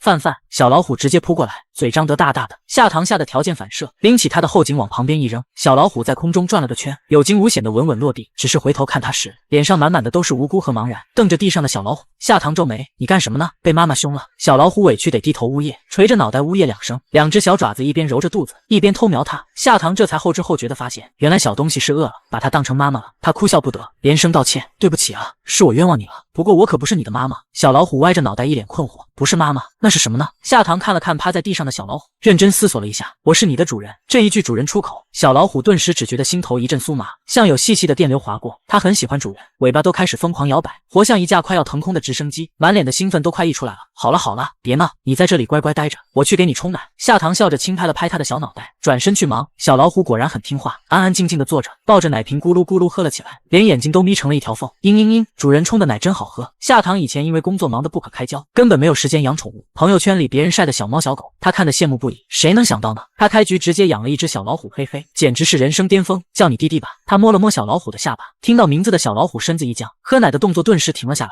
这名字闪过一丝熟悉感，可就是想不起来怎么回事。夏糖笑眯眯地对他说：“喝完了就自己玩会儿，我上楼给你准备个惊喜啊。”小老虎歪了歪脑袋，像是听明白了，乖乖的在地上和玩具玩了起来。但他玩着玩着，还是时不时的抬头张望楼上。过了一阵儿，楼上传来夏糖的呼唤声：“弟弟，快上来！”小老虎立刻叼着球冲了上去，一路跑到楼上，却被一池的清水弄得愣住了。不会吧，不会吧，这不会是要洗澡吧？他傻眼了，下意识转身就要跑，可夏糖眼疾手快，一手抓住了他命运的后脖梗，笑着问：“想去哪呀？”“过来洗澡了。”这话听着温柔的像春风拂面，可飘在小老虎耳朵里就是魔鬼在召唤。不要不要不要洗澡！小老虎拼命挣扎，然而夏糖根本不吃这一套。他严肃地说：“这么脏还不洗澡，你是想变成臭臭虎吗？”不给他反抗的机会，他直接把小家伙放进水池里，水花顿时扑通扑通地溅得池子外面一片狼藉。小老虎的挣扎也越来越激烈，夏糖一只手按住虎头，另一只手紧紧抓着他的腰身，成功制服。小老虎僵硬着身子一动不动，虎眼滴溜溜地转个不停，透着一股羞涩，看都不敢看他一眼。怎么了？夏糖意识到他有点奇怪，轻轻皱了皱眉头，隐约猜到了一些情况，内心憋着笑没说破。原来咱们弟弟是雌性啊！他这话一出口，小老虎的表情瞬间拉满了问号，紧接着炸毛了。他才不是雌性呢！小老虎抬起身子，仰着肚皮，一副拼命展示证据的架势，看起来像个小流氓。夏糖看他反应这么激烈，还是疑惑道：“怎么啦，小雌？”他一脸认真说着。小老虎气得嗷嗷直叫，哇哇哇！就算拼命想装凶，但看着还是萌萌的，甚至还没有猫发威的样子吓人，简直太搞笑了。夏糖差点笑岔气，逗弄了他几次后，才终于肯放过他。对不起啦，弟弟，刚才主人没看清楚。他笑眯眯的赔了个礼。可小老虎满腔怒气还没平复，干脆把小屁股撅着对着他，一副不想搭理他的样子。夏糖戳了戳他肉乎乎的小爪，哎呦，哪家的小雄性啊，这么小气，不想见我就走了。话音刚落，小老虎瞬间惊了个机灵，立刻从水里跃起，嗷呜一口咬住他的衣角。夏糖看着毛茸茸的小奶虎，心都要化了。对不起啊，弟弟，主人不该戏弄你的，伤了你的小小自尊心。不过放心吧，主人会对你负责任的。真的吗？真的吗？小老虎眸子里闪着亮晶晶的光芒，满脸期待的看着他。主人会对他负责任一辈子吗？他歪着脑袋呆萌的盯着夏糖，只等一个承诺。夏糖被这一双水汪汪的眼睛盯得头皮发麻，他甚至能感受到小老虎脑袋里在琢磨什么，但他哪里敢答应这种事？一辈子可不行啊！现在是乖巧，长大了野性爆发，得一口把它吃了。但是要先听话，要乖乖的听主人的命令。先洗澡。小老虎头点得飞快，好好好，弟弟最听主人的话了。洗澡过程顺利的不行，刚一洗完，夏糖直接愣住了。弟弟竟然是一只雪白通透的老虎，这毛发这眼睛太漂亮了，他莫不是捡到一个宝吗？夏糖一把把小白虎抱进怀里，疯狂揉搓着它柔软顺滑的毛发。弟弟被这突如其来的王者待遇暴击到，愣了一下，随后纵身一跃，四肢挂在他身上，尾巴摇得像风车似的，脑袋一边晃一边撒娇卖萌，小模样让人看了心都要融化了。就在他美滋滋沉浸在这亲密时，却突然被夏糖一把提了起来。小白虎眨巴着水灵灵的大眼睛，主人怎么了？弟弟，你爪子抓到我了，明天必须把指甲剪了。小白虎愣了一秒，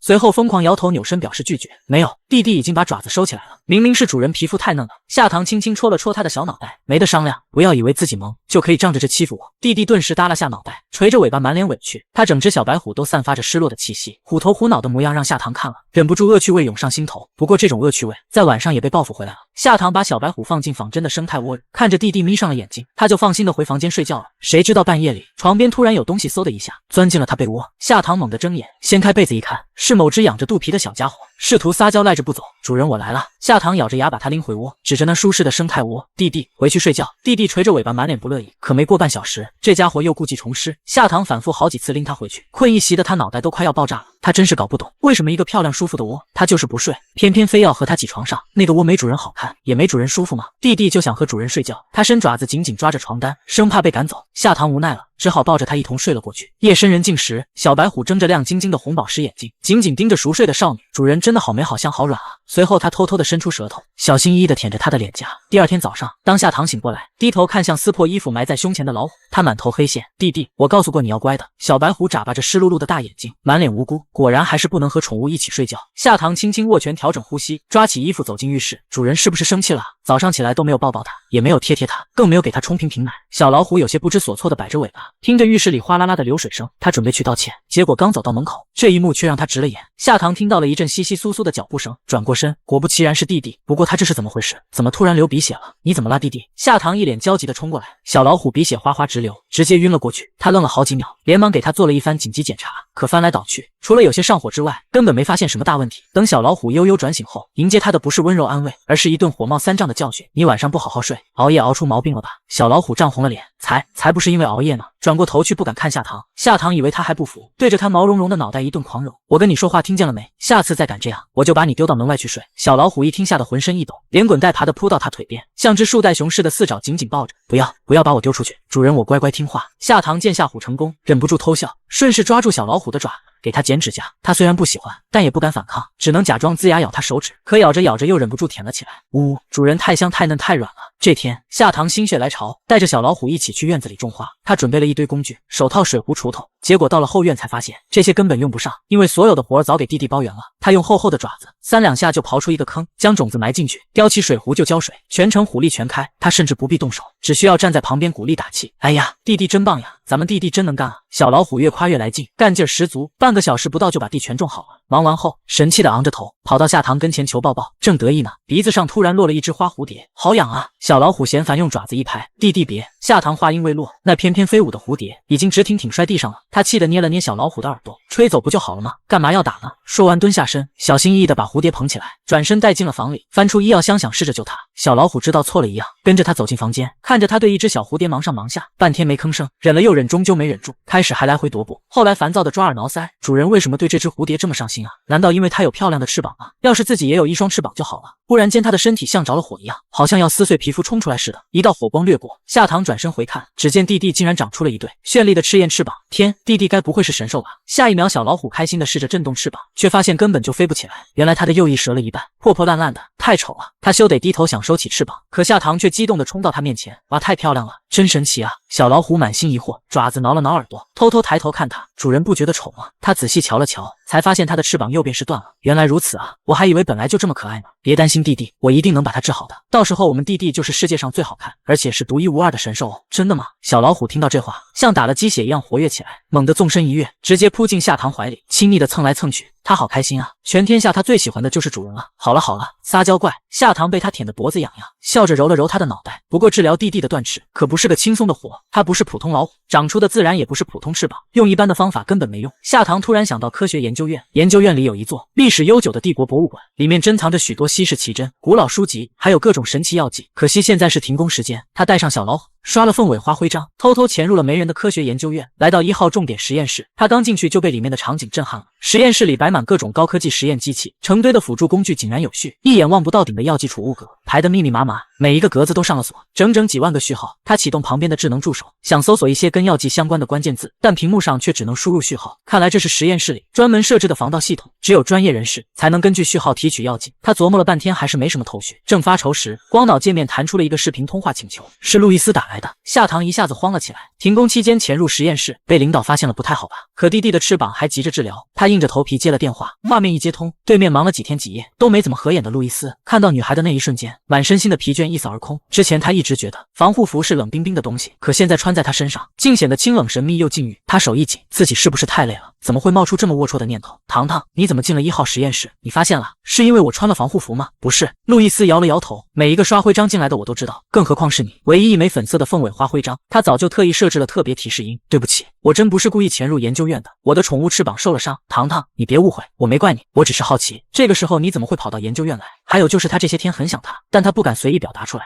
我的意思是，在我的领域，你可以随心所欲。这话听得夏棠愣了半秒，随即眯眼笑了起来。谢谢你啊！本来在实验室里东逛西看的小老虎，这会儿听到成年雄性的声音，立马以最快的速度窜回夏棠身边，一跳跃上实验台。果然在光脑里看到了一个花枝招展的雄性，一直直勾勾盯着主人，眼里满满都是火辣辣的爱意。小老虎炸了毛，天然的敌意一下袭上心头，瞪着眼，怒气冲冲的冲路易斯龇牙哈气，可还没叫2声，就被夏棠伸手一把按住，不许造次。夏棠轻轻拍了拍他的小脑袋，小老虎还没发威就被夏棠制止了，愈加生气了，直接吼出了声啊！路易斯听到这声音愣住了，眼神里透出一丝思索。糖糖，你养的宠物是一只鸭子？夏棠笑得花枝乱颤，看了一眼旁边拼命挣扎的弟弟，只见他哇哇哇叫得更凶了，一副要冲过来拼命的模样。小老虎心里咆哮着，他才不是鸭子，这个愚蠢又讨厌的雄性妄图觊觎主人，他他要把他咬死。不好意思啊，他有点调皮，我教训一下他。夏棠转身捧住弟弟毛茸茸的小脑袋，用力揉了几下，声音带着宠溺：“干嘛呢？又不乖了是不是？忘记答应过我什么事了？”小老虎一听他这话，立马偃旗息鼓，乖得像个猫咪似的。路易斯听到他说要教训宠物，本来想开口阻止，却看到他手臂摇晃的弧度时，忍不住羡慕了。教训？这哪里是什么教训，分明是奖励啊！他动作那么温柔，声音那么甜，要是他也这么对自己多好，不知道他会不会喜欢他的兽性。一想到这，他又赶紧摇摇头，心里暗骂自己怎么回事，居然沦落到羡慕一只宠物了。夏棠跟路易斯要到序列号后，忙碌了一天，终于调制出了恢复液。然而这款药剂似乎有催眠的作用，弟弟一下子变成了睡神，每天能睡足20个小时，甚至有时候睡满一整天。不过效果也挺惊人的，每次醒来精神头都特别足。他断掉的翅膀重新长出来了，而他的体型肉眼可见地更大了。女孩只是眨了下眼睛，结果就穿到雌尊雄卑的兽氏星球，还被帝国双子星兄弟前后夹击，后面是凶猛无比的雪狼，贴着他脸颊疯狂蹭动舔舐，前面是气势压迫的金冠羽雕，抱着他要摸摸。女孩无处可逃，只有2条腿无力地摇晃着。不是吧，他难道这么倒霉，今天就要命丧当场吗？就在刚才，德莱和佐恩准备离开战神的哀悼仪式，一名盛装打扮的雌性忽然拦在了他们面前，而他身后还带着一群雄军雄奴，正是对2人垂涎已久的戴安娜公主。她远远的看见他们时，就开心的笑了起来，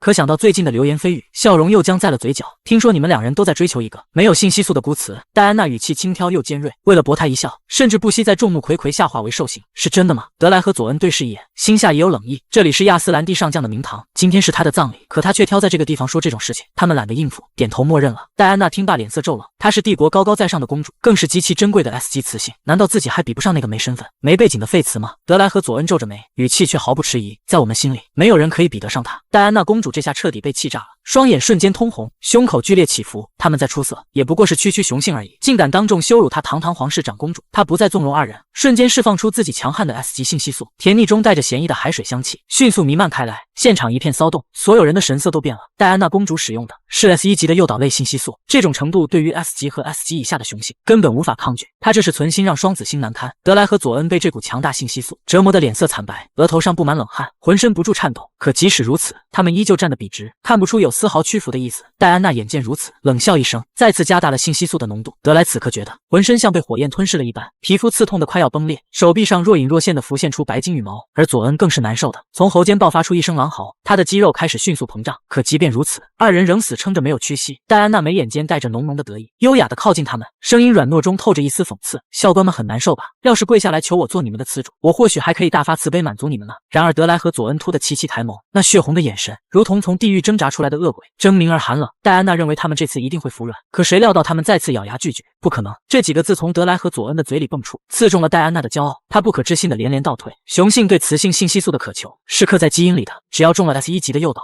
没有任何可能摆脱。德莱和佐恩也怕自己会丧失理智，沦落到跪求公主抚慰自己。但是等他们被诱导出了发情的症状，才发现好像完全不需要戴安娜的性激素。戴安娜那咸咸的海水味，反而像一桶汽油，会让他们浑身烧得更旺。他们想要的根本不是这股味道。脑海里一股清冷的香气忽而涌现，带着熟悉的悸动。他们痛苦地抱住头，声音嘶哑到几乎听不清，只是一遍又一遍反复喃喃着那个名字：糖糖，糖糖。这一幕让戴安娜的心脏猛地一缩，比起尊严被践踏、被彻底否定的性激素，才是她最恐慌的事情。愤怒与羞辱交织，她一咬牙，直接释放了全身的 S 级性激素浓度，气息铺天盖地，像是洪水一般将整个明堂淹没。德莱痛到发狂，竟硬生生拔下了手臂上的白金羽毛。佐恩也因灼热难耐变回半兽态，全身蜷缩在地，低沉的嘶吼混合着撕裂般的喘息。周围成千上万的人，有皇亲贵族，还有前来祭拜的帝国子民，看到昔日骄傲的帝国双子星竟被折磨成这样，个个满脸不忍，但却没有一个人敢站出来劝阻，毕竟谁都不敢。戴安娜是高贵无比的 S 级雌性，这星球上能管得了她的也就2个人而已，一个是她的母亲，天下之母安妮王后，身为 SS 顶级雌性，地位更是无人能及。可惜她对自己的掌上明珠宠溺到了骨子里，无论戴安娜干了什么荒唐事，都会默许她的行为。而另一个就是拥有无敌战斗力的亚斯兰蒂上将，史上最强的雄性，可惜他已经陨落了。眼下场中显得格外僵冷，还是与乔叔夫人关系交好的一位侯爵夫人硬着头皮站出来，颤颤巍巍地跪在戴安娜面前：“公主，求您放过他们吧！帝国刚刚失去了亚斯兰蒂上将，敌军正窥视着，这时候若再闹出双子星军官的意外，只怕民愤更大。”戴安娜气喘吁吁地缓缓收回手，但却不是因为侯爵夫人的劝告，而是因为她已经力竭了。她盯着那被折磨得狼狈不堪的双子星，得意早已被燃起的惊恐替代，他们居然能摆脱性激素的渴望。戴安娜恶狠狠地甩下一句：“走！”这种状态下，他们发情得不到性激素，只能死，也活不长了。随后带上他的一群雄军雄奴扬长而去。而九卿别墅区里，夏棠刚刚打开光脑，猝不及防接到一条紧急热搜，屏幕上的内容让他如遭雷击，画面里德莱全身是血，佐恩几乎陷入狂暴状态，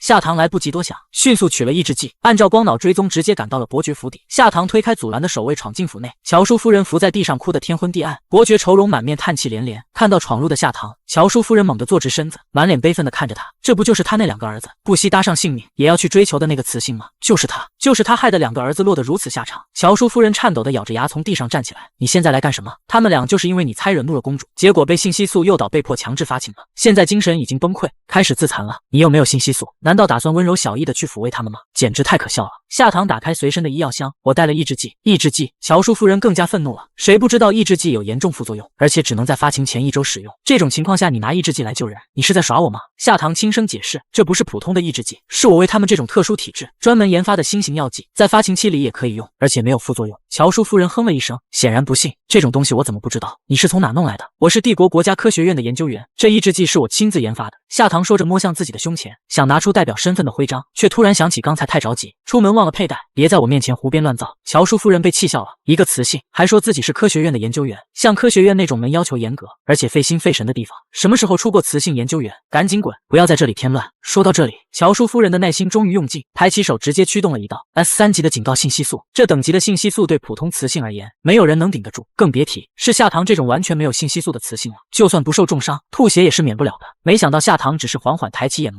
强硬的目光就像一道无形屏障，不仅将攻击尽数弹开，还带来如山海般的巨大压力，压得乔叔夫人连喘息都困难。她心头一震，不敢置信的难看着夏唐，怎么会这样？他不是没有信息素的吗？只听夏唐声音沉静的开口，带我去见德莱上校和佐恩少校。话音刚落，那压迫的气息陡然收回，乔叔夫人竟不自觉地感到一阵轻松，同时心底生出奇异的顺从感，仿佛只想跪下执行他的命令。一路沉默中，两人迅速赶到后山，那里伫立着一座全金属封闭的巨大建筑。乔叔夫人抚了一把眼角的泪，这是军队设的临时羁押点，专门关押极其危险的囚犯。而现在，德莱和佐恩把自己锁在了里面。随着乔叔夫人启动门口的可视屏幕，屏幕里的一幕让人触目惊心。囚笼里，德莱和佐恩已经完全化成野兽的形态，兄弟俩狂暴地冲撞着囚笼的墙壁，鲜血飞溅，四周沾满触目惊心的红色痕迹。德莱的双掌早已经血肉模糊，佐恩那对绿莹莹的眼眸里尽是癫狂的凶性，像是失去了理智。开门，快让我进去！夏唐沉声喝道，直接徒手掰开了安瓶吸入抑制剂，单手抓起针管，推开厚重的门，义无反顾跨入了黑漆漆的囚牢。刚一进去，他便被扑面而来的浓重血腥气味呛得微微皱眉，狭窄且闷热。在他踏入的一瞬间，那属于他的独特清冷味道却像一道无声的清泉闯入，让空间里的躁动和暴力猛然停滞。德莱的冲撞骤停，佐恩也僵在原地。原本狂暴的他们，此时怔怔的站立。先前他们痛苦暴躁发疯，甚至自残，但理智始终是清楚的，知道自己是被诱导强制发情了，也知道自己是在和信息素做抗争。只要他们成功了，那就再也不会被公主控制，而是渴望了许久的。可当他们闻到这股味道时，身体里紧绷的弦一下就断了，两兽完全丧失了思考能力，全身的每一个器官每一个细胞都在叫嚣着要他，想要他。不管是跪下臣服祈求，还是付出他们的生命，只要他愿意给他们一点点。原来他们不是在对抗信息素，而且他们想要的信息素没有到来，而此刻终于出现了。夏唐原计划速战速决，毕竟他们现在是发情了的野兽，应该也不认识他了，所以情况很危险。但进去后，眼前的诡异寂静却让人不安，周围黑漆漆的也看不清。他试探性的呼唤了一声德莱，佐恩。这时一只巨大的爪子猝然从黑暗中探出，直接将他的腰牢牢圈住，毛茸茸但滚烫的触感紧贴上他的后背，伴随着轻微的喘息声。夏唐嗅着气味，应该是血狼，可还没等他挣脱，迎面又传来一阵劲风，一双巨大的金色羽翼掠过，他被逼得不得不闭上眼。下一秒，手里的抑制剂针管也啪嗒一声掉在地上。等冷静下来时，他已经被包裹在两只巨兽之间，犹如奥利奥里面的夹心斑，后面是凶猛无比的雪狼，前面是气势压迫的金冠雕。夏唐无处可逃，只有两条腿无力的摇晃着。不好了，他们不会真的失控了吧？不会要把他吃了吧？德莱，佐恩别这样！雪狼却低吼一声。夏唐刚想换回他们的理智，就感受到身后凶残的雪狼贴着他脸颊开始疯狂蹭动，那湿热柔软的舌头舔过他的发丝和面颊，四肢也疯狂蹭着他，好像迫不及待要从他身上得到些什么。是仙女木，仙女木的清香信息素，清新淡雅，好好闻啊，像北极纷纷扬扬飘落的雪，每一片都缓缓划过他的毛发，浇灭了体内的熊熊烈火。好舒服好舒服，真想打个滚，还想要更多更多。糖糖给他，求求了，给他吧。佐恩你怎么了？夏唐还没来得及疑惑，只见前方那只金羽冠雕伸长了它美丽的脖颈，而它的翅膀在不停地颤动，完全不像以往威风凛凛的样子，好像在求他抚摸。看他半天没有动静，他发出低低的哼唧声，像极了刚刚破壳的小雏鸟委屈的声音。糖糖摸摸我，求你了，摸摸我吧，我命都可以给你。夏唐愣住了，确定自己没理解错他的意思，他迟疑了一下，伸出手轻轻触碰了一下他的羽毛，瞬间德莱身体像触电了一般，浑身颤抖的厉害。天山雪莲，是天山雪莲的信息素，清冷又冰寒。夏唐忍不住无语，他本想着这两位英狼校官化作猛兽后必定会凶残无比，下一秒就将他撕碎。结果现在呢，一个个委屈巴巴要他摸摸的样子，反倒像两只小宠物。这不就是雏鸟和大狗狗吗？干脆把他们带回去，和弟弟做个伴吧。放开我！夏唐眉毛一挑，你们两个一左一右给我立正站好，我就给你们。金羽关雕和雪狼一听，乖乖的迅速松开了他，像小学生似的立正站得整整齐齐。他俯下身，捡起地上的2只抑制剂，转头看看站得笔直的他们，突然心一软，全当是奖励一般，伸手轻轻抚摸了摸他们的后颈。哪知这一碰，2只猛兽就像开了特别开关，身体激烈站立的不行。德莱双眼失去焦距，翅膀上的白金羽毛扎成一团，显得蓬松无比。佐恩更是夸张，吐着舌头趴倒在地，四肢摊平，整只狼软成一块毯子了，完全提不起力气，像是被谁抽走了灵魂一样。夏唐不知道，他们之前在抵抗公主的性激素时挣扎过头，把自己后颈的保护膜给弄掉了，如今这么直接的被他注入性激素，等于假性标记，他们直接爽飞了。逆天了，逆天了！女孩穿进兽氏星球，开局就把帝国双子星校官迷得神魂颠倒。女孩对2人勾勾小手，2人就开心的不行，甚至以为小雌性要和他们领证结婚。另一边大厅里，乔叔夫人忽然像被惊醒了一样，现在全然回过神来，想着自己刚刚的举动，她整个人都僵住了，居然把夏唐带进了囚牢，而牢里那2个已经变成野兽失控的儿子，会把他撕个稀碎。之前冲动的用性激素攻击夏唐，这已经是违法行为了。若是再因为他的鲁莽让夏唐丧命，全族都要跟着遭殃。乔叔夫人飞奔后山，脑海里忍不住的浮现血肉横飞的惨烈画面。然而当他赶到囚牢，眼前的景象让他惊呆了，2个儿子像乖巧的小鸟，和撒娇的大狗狗般黏在他身旁，要摸摸要抱抱，那粘人的劲比小时候粘着他还要过分。乔叔夫人忍不住揉了揉眼睛，这到底是怎么回事啊？夏唐拿出2个检测手环递给他，您看这个上面的精神崩溃值，上面显示的精神崩溃值是10和11，这是襁褓中的孩子才会有的极低数值。乔叔夫人瞠目结舌，你到底怎么做到的？我早就说了，我是帝国国家科学院的研究员，这是我的最新研发抑制剂，现在看起来效果还行。夏唐话音刚落，乔叔夫人眼眶一下子湿了，既有化不开的喜悦和感激，更藏着深深的懊恼和愧疚。他竟然真的用抑制剂挽救了他的一双儿子。他声音哽咽的开口，对不起，真的对不起，夏唐小姐，我之前话没说完就被夏唐轻轻打断。他微笑着表示理解。乔叔夫人上前想拥抱2个儿子，结果德莱毫不留情地啄了他的手，佐恩直接一脚踹了过来，兄弟俩仿佛在无声的宣告，别想把我们从糖糖身边带走。乔叔夫人直瞪着俩儿子骂，好小子，有了媳妇忘了娘。夏唐无奈地笑了，他们现在意识还不太清晰。乔叔夫人，您还是先出去等等吧，我把他们哄睡着了就能出去了。乔叔夫人只好悻悻地退出囚牢，等透过可视屏幕，看着那温馨和谐的画面，她明白了为什么儿子们会这么喜欢夏唐，不仅是因为她美貌出众，还因为她内心的善良、聪慧和温柔，那种从容与爱心令人难以抗拒，换成谁都会被这样的雌性迷住。足足4个小时，夏唐才拖着疲惫的身体走了出来。乔叔夫人早就给他准备了食物和水，眼里满是愧疚与谢意。他问夏唐，你真的是没有性激素吗？夏唐摇头再三确认没有。乔叔夫人越发觉得不可思议，刚刚他明明连自主思维和行动能力都丧失了，即便夏唐有性激素，也不可能强到这种地步吧？除非性激素等级和 SS 级的安妮王后一样高。侍卫急匆匆地跑来，手里还拿着一封信件，是2张法院传票。乔叔夫人赶紧拆开，竟是德莱和佐恩的法院传票。她急急忙忙拆开，等读完后，整个人眼泪如泉涌出。戴安娜公主已经向法院提起了诉讼，德莱和佐恩的命运摆在眼前，要么向公主认错，乖乖进宫当驸马，要么就等着漫长的牢狱之灾。德莱和佐恩为了你，宁愿忍受发情期崩溃的痛苦，也绝不向公主低头，更遑论把律法放在眼里。夏唐轻轻地叹了口气，这已经是他第2次听到乔叔夫人提起这些话了。他神色略显平静地回应，乔叔夫人，我想您误会了什么，德莱和佐恩拒绝公主的婚姻并不是因为我，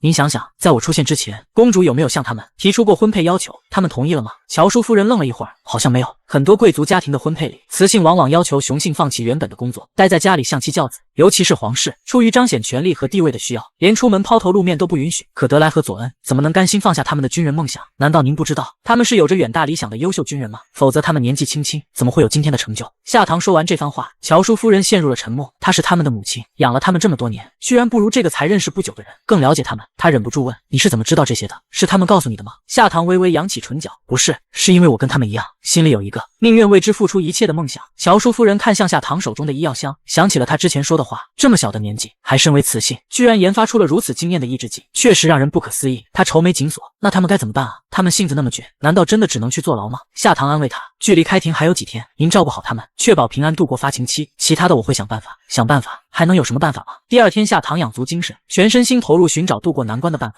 他几乎翻遍了整本帝国婚姻法，但一条有用的都没找到。焦急和失落席卷而来。就在这时，他将目光移到了最底下那本厚厚的帝国宪法，翻开了它。他意外发现了一条适用的条款，针对25岁以下无父母无亲属的孤雌，可以向政府申请雄性资助者，成为合法守护者。而成为守护者的期间，被选中的雄性有权拒绝其他雌性的婚配要求。太好了，从未像现在这样庆幸自己的孤女身份。距离开庭还有3天，申请时间完全来得及。他立刻投入到了申报准备中。与此同一时间，沉睡了1天1夜的德莱和佐恩终于醒了。他们在梦中痛苦化为兽性，惨烈到开始自残。可在梦的深处，他们看到了夏棠。醒来后，他们几乎异口同声问乔叔夫人：“母亲，糖糖是不是来过？”乔叔夫人看着他们，点了点头。兄弟二人迫不及待的就要去找他。下一秒，他拿出了2张传票递到兄弟俩眼前：“你们先看看这个吧。”德莱和佐恩接过传票，读完后一股无力感席卷全身，脸色瞬间暗了下去。果然，公主的手段一个接着一个，根本不会放过他们，以为这样就能威胁到他们吗？乔叔夫人一看他们脸上的神情，就知道这2人心意已决，轻轻叹了口气，果然是被夏棠猜中了。他的确比我更了解你们。母亲，糖糖他说了什么吗？乔叔夫人打开了客厅的监控，把他们之前谈话的片段调了出来。德莱和佐恩目不转睛的看着视频里的少女，当听到他说他们是2位有着远大志向的军人，愿意为梦想付出一切时，他们的心脏都为之一颤，那是灵魂深处的共鸣，比肉体的欢愉还要更加撼人。这世上，糖糖是最与众不同、最懂他们的人。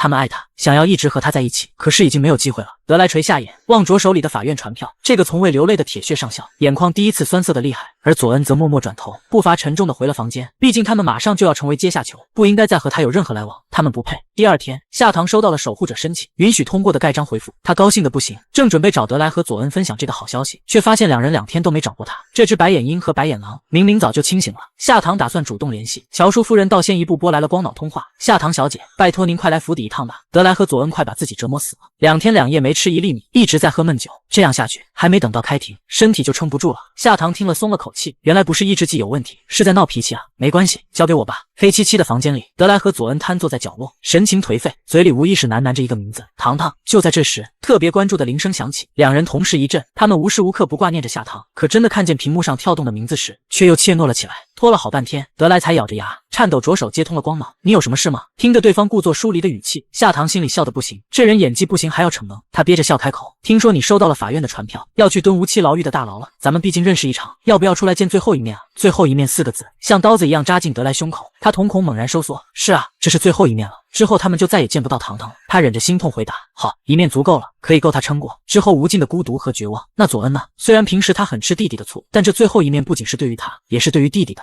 他就算了吧，我给他打了几遍都不接，应该是对我没有情分了，不见也罢。”隔壁装死的佐恩耳朵竖得高高的，听到这话，整个人像被针扎了一样蹦了起来，一边冲出门一边大喊：“他有的，他超爱糖糖，最爱糖糖了。”他立马给夏棠打去电话：“糖糖，我也要见你。”挂断光脑后，2人立即起身洗澡、刮胡茬、整理发型、换衣服，行云流水的很，把乔叔夫人都看呆了。他可是整整劝了2天，软磨硬泡，泪水横流都没用。现在倒好，夏棠一个光脑通讯，立马就打扮得整齐利落、英俊不凡，一脸兴奋的要出门。他这是养了俩纯种恋爱脑吧？德莱和佐恩这边收到夏棠的定位，一路风风火火赶到了城西，刚好看到他从飞行器上下来。夏棠撑着一柄浅色的太阳伞，高跟鞋哒哒作响，身上穿着漂亮的丝绒连衣裙，整个人美得像画一样，让人移不开眼。哪怕兄弟俩早就见过很多次了，此刻还是忍不住看呆了。夏棠远远的朝他们招手，见他们没反应，便走上前：“你们俩发什么愣呀？关在家里太久傻掉了吗？别傻站着了，跟我进去吧。”进去。德莱和佐恩终于回过神来，条件反射的看向眼前的大楼民政局。兄弟俩对视了一眼，震惊到说不出话来。糖糖带他们来这里，难道是要和他们结婚？想到这种可能性，他们简直纠结的不行，既激动又难过。激动的是他愿意接纳他们，难过的是他们马上就是阶下囚了，配不上他。夏棠看着他们脸上的表情变化，忍不住笑出了声：“喂，你们在想什么？不会以为我是带你们来登记结婚吧？”这话一出，德莱和佐恩的幻想瞬间破碎，神情一下变成了尴尬。他们自作多情了。夏棠差点笑岔气，赶紧跟我进去吧，还有正事要办呢。兄弟俩的脸红得像煮熟的虾，乖乖跟在夏棠身后，低着头一路进了大厅，像两只被戳了命门的鸵鸟，恨不得把脑袋埋到衣服里。到了大厅，夏棠将申请单递给前台工作人员，后者核对了一遍后起身问道：“您好，小姐，请问申请的守护者是否就是您身后的这两位？麻烦让他们过来签个名吧。”夏棠转头示意德莱和佐恩上前，可这俩人一脸茫然的愣住了。守护者那是什么？就是未满25岁的孤雌性，可以向国家申请2位雄性守护者，以保障基本生活。不过有个限制哦，期间不能结婚，否则就是违法喽。夏棠笑盈盈地望着他们，换一句话说，就是你们可以拒绝公主的婚姻了。夏棠等待着他们露出开心的表情。几分钟过去了，两个人仍然呆愣在原地。他刚要开口说话，兄弟俩同时冲上来，把他抱得紧紧的。夏棠瞬间脸红，她一个18岁少女，竟然在大庭广众之下和男人搂搂抱抱，而且还是2个男人。四周的人全都用一种艳羡又八卦的目光看着他。那2个雄性抱着小雌性的动作，好紧好有力量感啊，好 man 啊！他们超爱他的，哪像自家的雄性，呆得跟木头似的，一点风情都不懂。德莱和佐恩被巨大的喜悦冲昏了头，他们可以拒绝公主的婚事了，可以继续和糖糖待在一起了。这几天他居然一直在想法子救他们，他怎么会这么好啊？他简直就是全宇宙最完美的存在，他们都快爱死他了。夏棠笑着伸出手指戳了戳2人胸膛，喂，你们该签字了。他都不敢去看工作人员此刻古怪的表情，如果我说他他们只是因为感激才这样的，你会信吗？德莱和佐恩简直像打了兴奋剂似的，全程下来就没停过笑，嘴角都快咧到耳根了。夏唐看着他们傻乐，也被感染了几分。另一边皇族宫殿，戴安娜公主斜斜的依靠在一只硕大的黑豹身上，懒散的模样中透着点危险气息。怎么样，不怕性激素，总怕死吧？中央星的监狱刑具可不少，进去的人能活着出来的没几个。仆从冷汗直冒，哆哆嗦嗦回道：船票是送过去了，可是又被撤回了。法院给的理由是，双子星已经成为了一个孤雌的守护者，有权拒婚。什么？戴安娜脸色一沉，一脚踹翻了正在伺候的几个雄军。孤雌，又是那个连性激素都没有的废雌。她青筋暴起，咬牙切齿地喊道：来人，把那个废雌给我抓进宫来！侍卫们听了匆匆赶来，不敢耽搁，立刻准备抓人。然而才刚在光脑里输入有关夏唐的身份信息，屏幕上立刻跳出一行刺眼的红字：禀告公主殿下，主脑显示夏唐是刚刚入籍帝国的雌性保护机构，授予了他3个月新人保护期，在此期间，任何人未经他本人同意，都不得与其接触。该死，真该死！戴安娜气得七窍生烟，将她最爱的水晶杯狠狠砸在地上，摔了个粉碎。她咬牙冷笑，她就不信有她戴安娜见不到的人。表面软萌可爱奶乎乎的小老虎，背地里却是杀伐果断的猛虎战神。面对2个和他抢夏唐的强悍 S 级战力上校，小老虎居然直接把他们双双扑倒了。老虎不发威，你当他是 Hello Kitty 啊？可恶，敢抢他主人的都不是什么好东西。夏唐和兄弟2人刚从民政局出来，便带他们回了家。他算了算，弟弟已经睡了3天了，也是时候醒了。弟弟每次醒来后，精力都是满满的，不仅断掉的翅膀逐渐恢复，体型也肉眼可见的变大，应该是睡眠让他的生长发育加速了。小家伙一觉睡这么久，肚子肯定饿坏了，醒了如果没及时喝到羊奶，可能会拆家。德莱和佐恩听他提起弟弟，眼里充满了好奇。糖糖，你养宠物了？是什么动物？夏唐想到那只奶凶的小老虎，嘴角带笑，故意打了个哑谜，是只很可爱的小家伙，到时候你们自己看吧。2人一听可爱2字，脑海里顿时浮现各种萌萌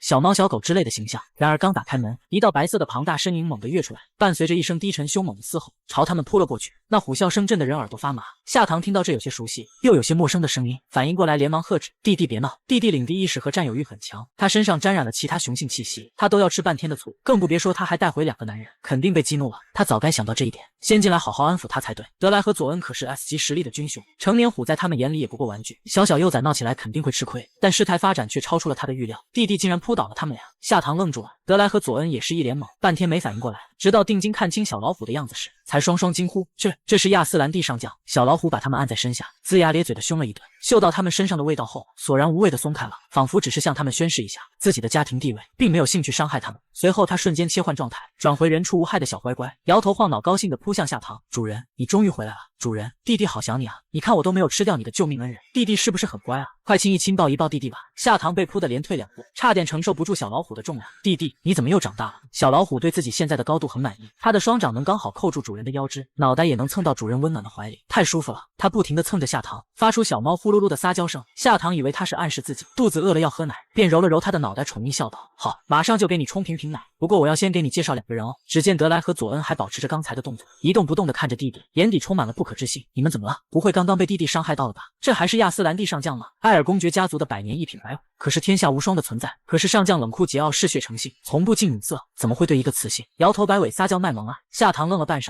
突然像听到了什么天大的笑话，不由得笑了出来。怎么可能啊？他只是只普通的小老虎啊！眼前2人却仍然半信半疑。白虎怎么可能会是普通生物？为了证明自己的话没错，夏唐把小蜜叫了过来，现场又给弟弟重新做了一次体检。报告出来了，除了骨龄的增长和健康状态提升到了优秀，屏幕上依然显示它是一只普通老虎。2人仔细确认了几遍报告，又转头看向那只抱着奶瓶开心吮吸的小白虎，它窝在夏唐怀里乖巧得很，毫无上将的霸气风采，疑虑终于被打消了。他们有些自嘲的摇头，他们真是瞎想，上将都遭遇了瘴气弹，怎么可能还会生还呢？至于物种这事，可能是这几年比较和平，灵气滋长，才导致稀罕物种重新出现了。夏唐笑着招呼道：你们先喝杯茶，我去整理一下他的东西。2人起身跟着。糖糖，我们帮你。夏唐连忙笑着摆手：不用了，是啊，不用了，不要打扰他和主人单独相处。小老虎叼着奶瓶，神气地跟在女孩身后走上楼。弟弟，你怎么也来了？夏唐整理完东西后一回头，就见小老虎扔了奶瓶，四仰八叉的躺在他床上睡了过去，小肚皮露出来，睡得很香。夏唐忍不住笑了，吃饱了就睡啊，小懒虎。他伸手轻轻戳了戳他毛茸茸的肚皮，好啦好啦，好好睡吧，乖宝宝。他把自己的外套留下，代替他牢牢抓住自己的手后走下了楼。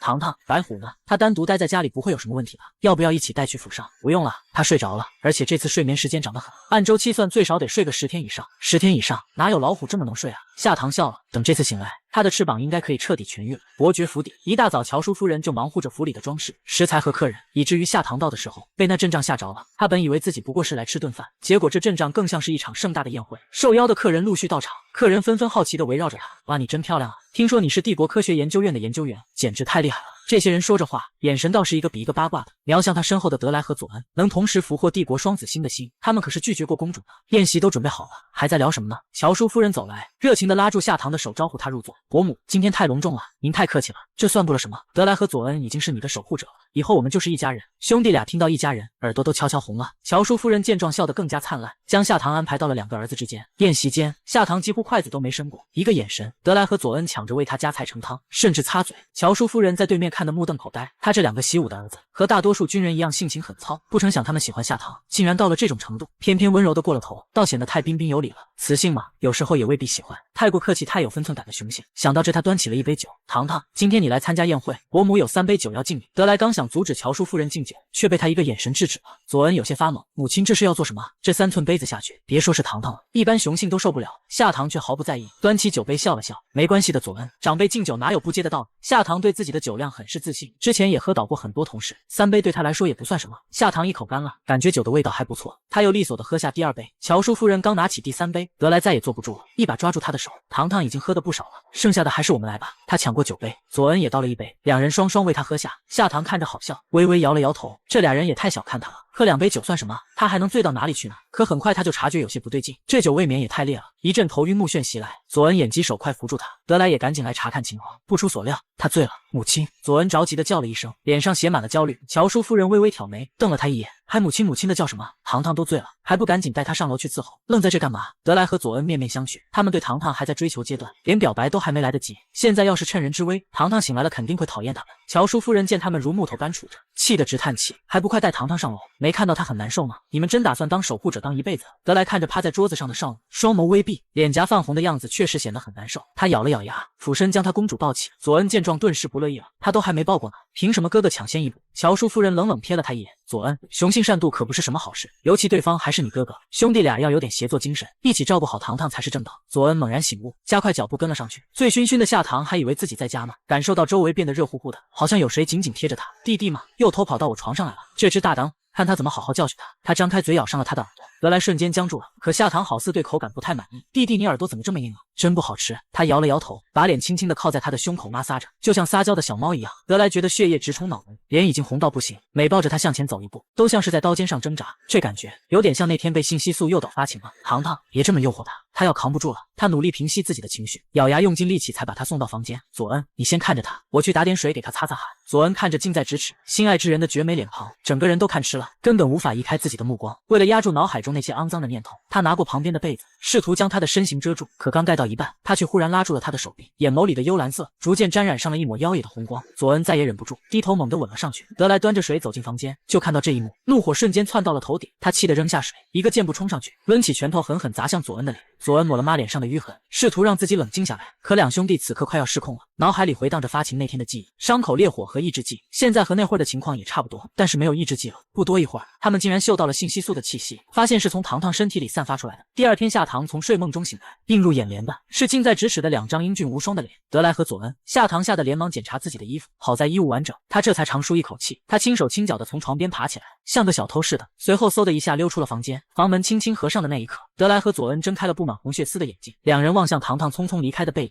心中都被他的样子可爱到。可是糖糖刚才身上散发出来的是信息素吗？会不会是他的信息海修复了，亦或者经历了2次分化呢？为了能吃上一口女孩亲手做的棉花糖，兽氏星球科学院的高岭之花竟然化身成漂亮的小狐狸。女孩对着他又摸又抱，甚至还把手伸向了小狐狸的尾巴。殊不知那个地方是……而在兽氏星球有个不成文规定，雄性在雌性面前展露兽性，正是求偶的意思。中央星为期1周的国丧终于结束，帝国国家科学院在告示栏发布公告，宣布了一条让所有人瞩目的消息：即日起，本院迎来100年建设史上首位雌性研究员，她就是生物技术与药剂制作部的研究员夏棠。此公告一出，上万名员工震惊，大家蜂拥聚集在大厦前，只为见证这唯一一位雌性研究员的风采。于是，夏棠乘坐小型飞行科学院时，被门口拥挤的人群弄得目瞪口呆。天啊，她美得简直惊心动魄！我还是第一次见到粉色徽章呢，没想到我们院能出一位这么聪明又如此美丽的天才雌性，简直是100年难得一遇的奇迹，是兽神的亲赐啊！他们说着说着，竟然还鼓起了掌，震耳欲聋的声音让夏唐脚底都有点发麻。大家都这么热情的吗？谢谢大家呀，我给大家带了点小礼物，这是我自制的糖果。夏唐笑着说道，然后从包中掏出几袋棉花糖，众人瞬间争先恐后的挤上前，塞进嘴里的瞬间，个个都露出惊艳钦佩的神情。之前对他的实力还有点疑虑的人，此刻彻底被他征服。路易斯站在喧闹人群外，看着夏唐如此受欢迎，眼角露出了一抹欣喜的弧度。他像其他员工们一样，情不自禁的想靠近他，渴望尝到他亲手做的糖果。但夏唐发到他时，却巧妙地掠过了他的位置，他的手僵在半空。糖糖为什么不给他？下一秒，一包棉花糖悄然落入他手心。院长，帮我一起分发一下吧，待会儿有专属的礼物送给你。听到这话，路易斯心跳猛地一滞，难道他在他心中是特殊的吗？路易斯脸颊泛红，迅速转身开始帮忙派糖。人群渐渐散去，路易斯垂眸看着他，糖糖，第一天入职报道，先跟我去实验室熟悉一下环境吧。实验室是生药部的吗？不是，是我的私人实验室。院长的私人实验室他早有耳闻。那可是连5大元老都不能踏足的神秘禁地，没想到对方第一天就要带他进去。夏唐进入私人实验室时，被眼前的景象惊呆了。这里完全不逊色于那天潜入的1号实验室，各类先进的机器、药剂辅助工具，还有琳琅满目的模型应有尽有。看着路易斯换完工作服走出，夏唐从身后拿出一个精致的方形礼盒。路，这就是答应给你的糖果，这是我最新研制出来的一种口味，你尝尝看。谢谢你，糖糖。路易斯小心翼翼地接过盒子，打开盖子，里面是被精致地包裹着圆形糖果。足见主人的用心，他毫无防备地咬下一口，眉头瞬间皱了起来，口中的苦涩扑面而来。正当他以为这是少女的小恶作剧，却看到了他满眼期待的目光。怎么样呀？味道如何？很甜。路易斯刚要昧着良心夸赞，一股浓郁香气突然在口中炸开，他眼底盛满了惊艳的神采。这究竟是什么糖果？先苦涩后甜蜜，竟然如此神奇。不用他开口，夏唐已经从他的表情中 get 到了喜欢。这是巧克力，是用可可浆和可可脂精心熬制而成的。路易斯只品尝了一块，便小心翼翼地收好余下的部分。这是糖糖亲手制作的，他要好好保存，慢慢品尝。他今天带他来到这里，也有另一个目的。听说帝国双子星为你拒绝了公主的追求，甚至在众人面前被信息素强制发情了。当他刷到这条爆炸性消息时，大为震惊，前所未有的危机感瞬间将他包围。闻言，夏唐兴奋地放下药剂，我正准备和你说这事，我带着最新研制出来的抑制剂去为他们注射，真的成功了。路易斯笑意盈盈地看着他，我就知道你一定可以的。他想过美丽的糖糖会迎来无数优秀的追求者，却没想到对方的竞争力居然这么强，浓浓的危机感霎时涌上心头。本来他还担心进展太快会吓到糖糖，但现在看来，再不采取行动，可能连号都排不上了。他鼓起勇气轻声问道，糖糖，你想不想看看我的兽形？他的眼神里闪烁着复杂紧张的光芒，情绪从未如此紧张过，生怕被对方拒绝。可以吗？夏唐的眼睛顿时亮了起来，一个劲的直点头。他好奇很久了，他答应了。不管怎么样，路易斯心情已经激动难耐，当场化身兽形。夏唐想象过路易斯的兽形，但万万没想到是如此美丽的一只赤狐，额间那一抹火红的凤尾花印记妖娆绽放。夏唐看得目瞪口呆，情不自禁想伸手去摸摸，但想到对方可是领导科学研究院最大的 boss， 哪能被他这个小职员随意冒犯？除非他是不想干了。眼见女孩直勾勾地盯着他，1秒、2秒、3秒，仍然没有任何动静。赤狐的尖耳微微颤动，有些难为情地转开了头。糖糖为何无动于衷？是不是不喜欢自己的兽形？见赤狐偏过脸去，夏唐竟莫名感受到一阵低落的情绪，他好像伤害了这只小美狐的心，不确定自己猜的对不对。他试探性的开口，路易斯，你的兽形好美啊，我能摸摸吗？赤狐身形一颤，没想到对方开口说的第一句话竟是这个。雌性只会抚摸他伴侣的兽形，那代表着爱意占有和宣示主权。看来他刚才说想要看他的兽形，不是不懂。他激动的连连点头。夏唐惊喜的摘下手套，手指触碰到柔滑的毛发，通体触感丝滑而绵软，像上好的真丝绸缎般让人爱不释手，怎么摸也摸不够。赤狐轻轻颤动着眼睫，舒服的甚至想躺下，翻身让糖糖再摸摸肚皮，不能太失态了，他可是院长。没想到下一秒，夏唐竟然抱住了他的吻了。刹那间，路易斯如遭雷击，受不了这巨大的刺激，陡然化作了人形。他变回来的太突然，以至于夏唐都没反应过来，依旧紧紧地抱着他。好几秒后，他才察觉异样，疑惑地低头看着自己掌心，吓得惊叫一声，立即甩开，弹射后退好几步，满脸都羞红不已。路易斯，你怎么忽然变回来了？而且狐狸的尾巴怎么回事？这也太奇怪了吧！他刚刚还紧紧抱在怀里，一脸痴迷的狂蹭，现在回想起来简直是太羞耻了。他转身就想夺私人实验室的门而逃，却发现路易斯的状态有点不对劲。你没事吧？路易斯感受到他的气息，浑身又是一颤。糖糖别过来，我好像发情了。路易斯知道，如果没有得到信息素的抚慰，那他会发疯发狂，从而伤害他。S 级战斗力的雄性一旦失控，一爪子就能将人开膛破肚。夏唐惊诧，他陷入严重的自责中，大脑飞速运行着。你等着，我去给你调制一些佐恩的新型抑制剂。狐狸和狼同属犬科，它们又都是 S 级战斗力的雄性，使用同一款抑制剂应该也有效果。但没想到他转身的那一刻，路易斯嗅到了一股浓浓的凤尾花香气，他眼睛忽然直了，整个人像是被什么控制住了似的，一把拉住他，牢牢拥在怀中。糖糖别走！夏唐吓了一跳，怎么忽然让他别走了？我爱你，我好爱你，我不要抑制剂，你给我点信息素好吗？一点点，就一点点。夏唐想推开路易斯，却感觉面前人如铜墙铁壁，纹丝不动。可是我没有信息素啊，你有的。路易斯俯身就要亲过来，夏唐下意识偏过去，却发现了一个更加紧急的情况，旁边烧杯已经沸腾，开始冒出蒸汽，那可是有毒的。路易斯，你先放开我，不然毒气冒出来我们都会死的。可身上的男人似乎早已经意乱情迷，紧紧地抱着她胡乱亲吻。为了不再一次死在实验室里，千钧一发时刻，夏棠伸出颤抖的指尖，终于够到了墙上的警铃。一阵尖锐的警报声忽然响起，负责守护私人实验室的院内，武大元老立马查看光脑，看到监控时，武大元老惊呆了，纷纷瞠目结舌地站起身。院长这是在犯罪啊！然而另一边，路易斯根本没有清醒的意思，夏棠吓得猛推了他一把，而他这胡乱一推，竟然把他的后颈保护膜蹭掉。霎时间，一股汹涌的凤尾花信息素涌入体内，路易斯浑身抖得不行，失去了所有动作。得到信息素的抚慰，仅仅几秒钟，路易斯就恢复了理智。他摇了摇头，看着旁边长发凌乱的夏棠，满心懊悔，他一定是厌恶她了吧。路易斯扑通一声单膝跪倒在地，双手握着一把刀呈给夏棠，棠棠对不起，你拿着它，想对我做什么都可以，哪怕杀了他。夏棠看到那把刀吓了一跳，这件事情也不能完全怪你，而且我也没受到什么实质性的伤害，这事就算了吧。这时门外传来一阵急促的呼喊声，院长院长，快开门啊！强迫雌性可是重罪，就算是为了科学院的未来着想，你也一定要三思啊。想到是自己暗箱警铃惹的祸，夏棠按住路易斯，自己跑了出去，语气轻松地表示自己没事。武大元老疑惑的面面相觑，怎么可能没事？夏棠不知道的是，实验室里有监控，刚刚那一幕全都被看到。事情忽然两极反转，武大元老纷纷震惊不已，原来是他们破坏了小情侣的好事吗？等打发了长老后，夏棠走进实验室，却见路易斯还在跪着。院长你怎么还没起来？我已经原谅你了。而路易斯不起来，正是因为他原谅他了。刚刚他将夏棠的话重新回想了一遍，越想越难受。他因为嫉妒双子星，确实想在今天化作兽形诱惑他，让他眼里也有他。可万万没想到事情会发展成这个样子，而糖糖居然说当做什么都没发生，怎么能没发生呢？他必须要负责，还是他根本就不想让他负责？他难受极了。对了，你刚刚不是发情了吗？怎么没打抑制剂就恢复理智了？闻言，路易斯仰起头，墨紫色瞳孔里泛着熠熠光芒，连敬称都用上，因为您给了我信息素。夏棠不可置信，怎么可能？我没有信息素。刚刚那汹涌澎湃的潮流，还有全身心都被牢牢掌控的感觉，一定是信息素无疑。路易斯斩钉截铁道：您有。18岁天才女科学家进实验室先迈了左脚，结果一睁眼就穿到了兽氏星球，开局集团宠，还成了兽氏星球顶级雌性。而帝国的雄性们为了让女孩多看一眼，可谓是争风吃醋，拳脚相争。谁能想到帝国尊贵的2大 S 级雌性也为了争夺女孩大打出手，简直是万人迷 buff 加到厌倦。不久前，路易斯斩钉截铁地表示，是夏棠用信息素安抚了自己，而且几秒钟内就能稳定好她的情绪，把精神崩溃值控制在15以下，足以证明她的信息素强过 S 级。这个结论让路易斯既高兴又失落。之前他说自己没信息素，难道是故意的吗？怕他会被自己缠上。夏棠不知道该怎么解释，他知道没有信息素是因为自己是人类，所以他只能说他从毒虫星被捡回来的时候，信息海被重创了，之前的记忆都没了。路易斯恍然大悟，原来是这样，那你的信息海应该已经在恢复了，或者开始分化了。糖糖，你愿不愿意再做一次信息素检测？为了让路易斯死心，夏棠只好答应下来，反正也就是站在机器里扫描一下，不痛不痒的。结果刚开始测试时，他就后悔了，原来之前军队里做的信息素检测只是最简单的，真正的流程是先待在密闭空间，伸出双手，按照语音提示做半小时的冥想测试，然后采集虹膜、毛发和血液信息，别的还好说，但是他最怕的就是抽血。看到长长的针头伸过来时，他条件反射的缩了缩手。路易斯立刻察觉到了，糖糖，你害怕了吗？怕的话就不测了。自从被夏棠标记后，他对糖糖的情绪察觉十分敏感，他就算轻轻皱眉，他都会觉得心疼。夏棠给自己打气，都来了，没关系的。而且经过这次研究院的精密检测，就没人会再质疑他有没有信息素了，也省了不少麻烦。半小时过去，路易斯心情紧张地看检测报告单，没想到报告上只写了2个字：未知。他很疑惑，可夏棠倒是淡定得很，对方的纠结他完全可以理解，毕竟路易斯的发情期确实戛然而止，作为科学家一旦做出推断就很难否定。但夏棠没想到下班后，德莱和佐恩也建议他再去做次检测。佐恩想起自己那天偷亲糖糖，有点不好意思的开口，我好像闻到了你身上有我喜欢的信息素味道。没错，糖糖，我怀疑被公主诱导发情那天让我们镇定下来的不是抑制剂，而是你的信息素。听到这话，夏棠拿出刚才的检测报告，见状兄弟俩惊诧的相视一眼，怎么会这样？虽然铁证摆在面前，但他们依旧坚信夏棠有信息素，否则家宴那天如果不是他释放出信息素安抚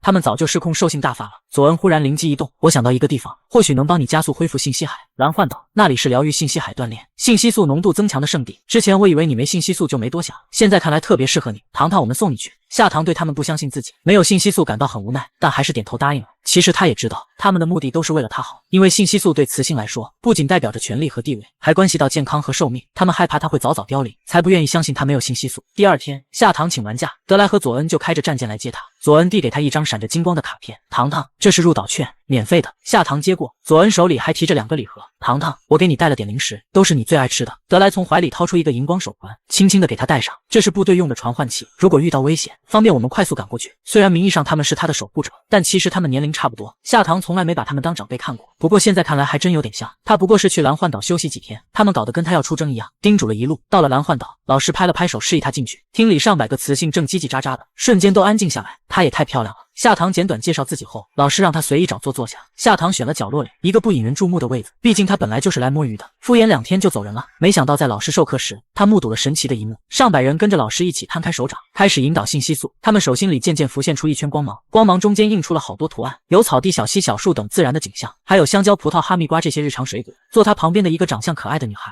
掌心里是一根亮黄黄的胡萝卜，难道这就是他们的信息体？真神奇啊！老师的目光扫过来，夏棠立刻装作若无其事，在左恩送的零食大礼包里摸索，抓了包薯片。要是他说他的信息素是薯片味，还带包装袋，有人会信吗？旁边的林月看到夏棠掏出包薯片，忍不住笑了。原以为她这么漂亮，应该是个清冷高贵的女神，没想到性格还挺有趣，顿时觉得亲近了许多。她大胆地凑过来，嗨，你好，我叫林月，来自月彗星 S 级雌性，信息素是胡萝卜味的。这时，前排2个一直偷偷关注夏棠的雌性也转过头来介绍自己，我是娜美，来自 M79星球，1级雌性，信息素是银杏叶味。我叫白薇，也跟你一样来自中央星，1级雌性，信息素是苹果味。你长得这么漂亮，我怎么以前从来没见过你？他们笑意盈盈，热情的让夏棠有些意外，她只好实话实说，我刚到中央星不久，没级别也没信息素。3人震惊的睁大眼睛，什么？你没信息素？那你来灵修堂干什么？夏棠无奈的把自己的苦衷说了一遍。林月叹了口气，那你的守护者对你真挺好的，愿意1掷千金送你来玩。夏棠没听懂什么1掷千金，林月拿出一张和他一模一样的金卡，就是这个，价值足足1000万新币吗？夏棠一听两眼一黑，这1000万新币够他花一辈子。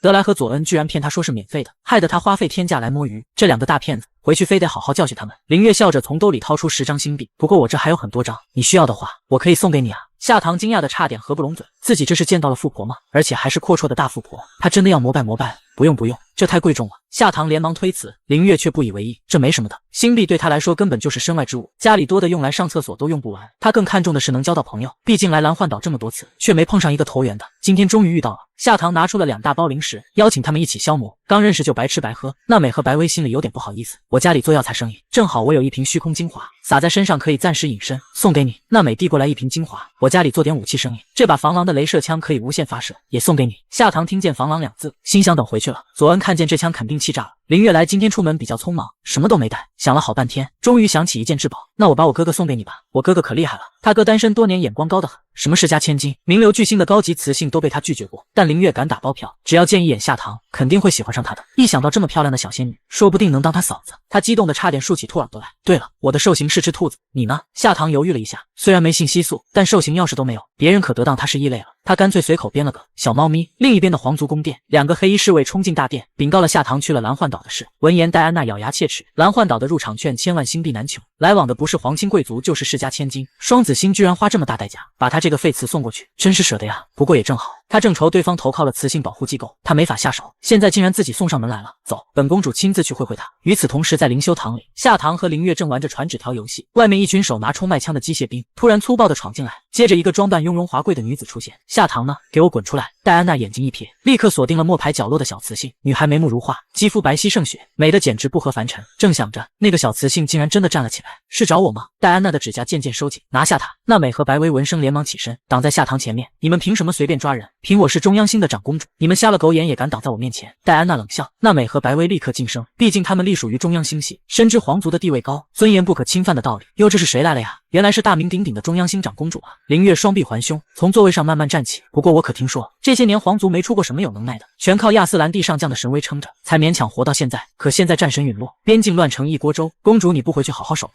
你那几亩皇城地怎么还敢跑到这儿作威作福？放肆！戴安娜公主从未被人这样挑衅过，气得直接驱动信息素，可对面这雌性也是 S 级，攻击根本没什么作用。你是谁？在下林月，来自月彗星。戴安娜心头一震，她竟是月彗星系的月之大小姐林月，她的家族可是整个星际都惹不起的存在，尤其是她那个恐怖的哥哥。我和夏棠的事跟你无关，劝你别多管闲事。戴安娜冷声道。林月却一点也不买账，怎么会无关？棠棠是我好朋友，谁敢欺负她，那就是欺负我，未来说不定还是她的好嫂子，一家人当然得护着。戴安娜瞪着她，敢怒不敢言，只得把气撒向夏棠。林月凑近夏棠耳边小声说道，别怕，她奈何不了我们，她敢动你一根汗毛，我让哥哥把她皇成仙了。夏棠垂眸，眼前这女人就是帝国长公主，曾逼着德莱和佐恩2人在大庭广众下吃尽苦头。你们才刚认识，根本不了解她的性格多恶劣，就是靠那副狐媚脸勾引我的雄君。没有，我没有你漂亮，怎么勾引你的雄君？话音刚落，灵修堂里一下静得出奇，所有人都用怀疑的眼神看着她，连戴安娜自己也噎住了。她出身高贵，长得美丽，身边人夸惯了，还是第一次被比自己更美的雌性。但很快他就反应了过来，夏棠这哪里是在夸他，分明是在羞辱他，因为有人忍不住的在偷笑。你说我比你漂亮？是啊，公主的单眼皮很特别，上扬时锐利，下垂时清冷，有种天生名模的架势。戴安娜骄傲扬起眼角，这可是她从王后慈母那继承来的。但是我最喜欢的却是你的肤色，浅棕色的皮肤，看起来健康又有种野性的美感。这句话一落，现场顿时爆笑。戴安娜气得脸色铁青，夏棠，你竟然敢仗着自己白就来侮辱！从小她最痛恨自己的肤色，费尽千辛万苦想变白，从没成功过，根本没法跟夏棠这种玉肌冰肤、宛若凝脂的皮肤比。夏棠却长哦了一声，原来她的命门是这里啊！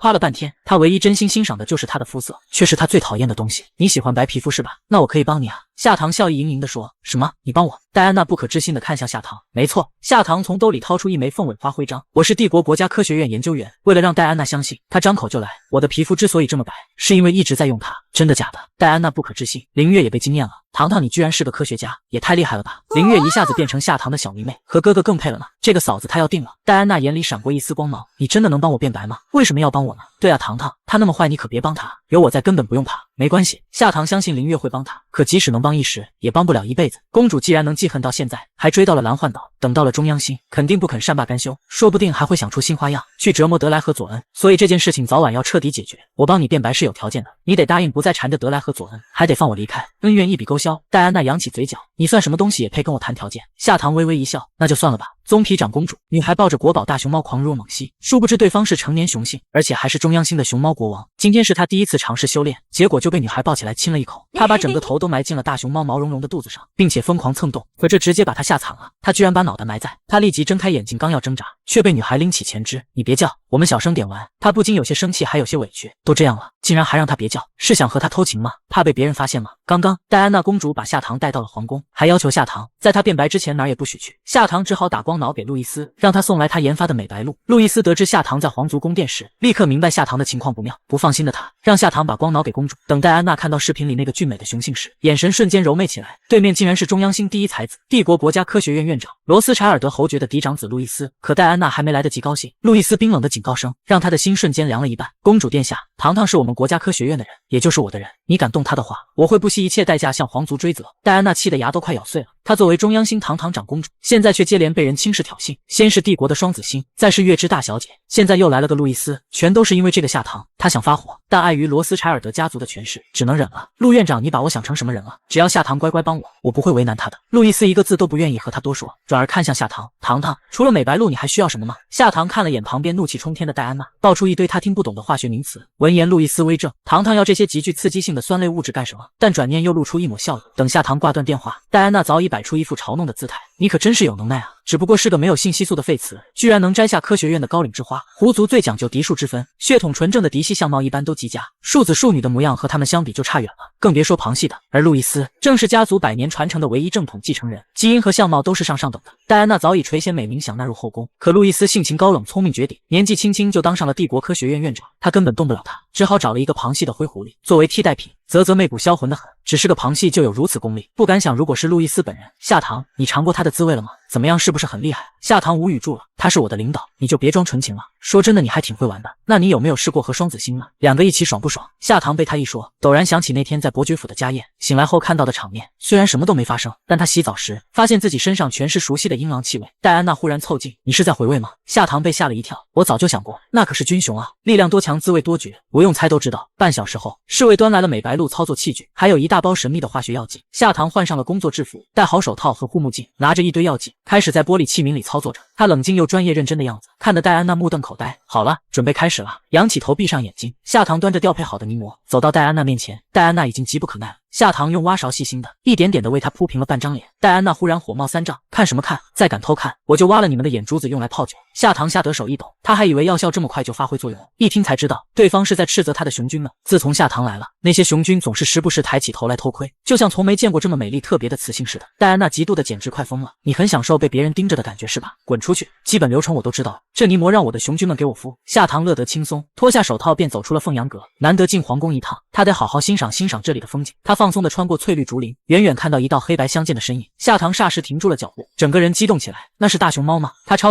喜欢大熊猫的，没想到这么珍惜的动物这里竟然也有。夏唐抑制着兴奋，慢慢向他靠近。大熊猫背对着他，圆润的身形加上毛茸茸的耳朵，看起来就像一个软乎乎的三角饭团，简直萌化了他的心，让人忍不住想抱起来狂入猛吸。夏唐环顾四周，贼心大起，猛地俯身，像偷袭一样一把抱起了大熊猫。花枝正在竹峰静静的休息战斗力，忽然被人抱起，谁？他立刻睁开眼睛想要挣扎，头顶上传来清脆悦耳的声音。花枝转过头，目光一下子定住了，不仅是个雌性，而且是个漂亮到无法言喻的雌性。可是他胆子也太大了吧，就这样在竹林里随意抱起一个陌生雄性的兽形，随意的抚摸玩弄。夏唐正美滋滋的摸着，忽然见他转过了脸，圆溜溜的眼睛一眨不眨的盯着他，还带着点害羞的感觉，看得他兽性大发，太乖太可爱了。他从没见过毛发这么干净，脸圆圆还这么好看的熊猫。夏唐没忍住亲了一口，又拎起他2个前爪，然后把脑袋埋进他毛茸茸的肚子里，狠狠地蹭了起来。这一行为把花枝吓坏了，他居然亲了他，还把脑袋埋在他能清晰地感受到他触碰到的每一个地方，忍不住发出了哼哼唧唧的舒服叫声。花枝长这么大，从来没接触过同龄的雌性，也从未有过这么亲密的体验。他脑子里不禁乱想，接下来他是不是要变成兽形跟他交配？花枝这么想着，夏唐却突然停住了动作。原来夏唐听到熊猫的叫声，虽然觉得特别可爱，但毕竟自己做贼心虚，怕被人发现，于是悄悄对熊猫嘘了嘘，别叫，我们小声点玩吗？他都这样了还让他别叫，是想和他偷情吗？怕被别人看见吗？花枝忽然有些委屈又有些生气，夏唐却丝毫没察觉到，只是弯了弯眼角，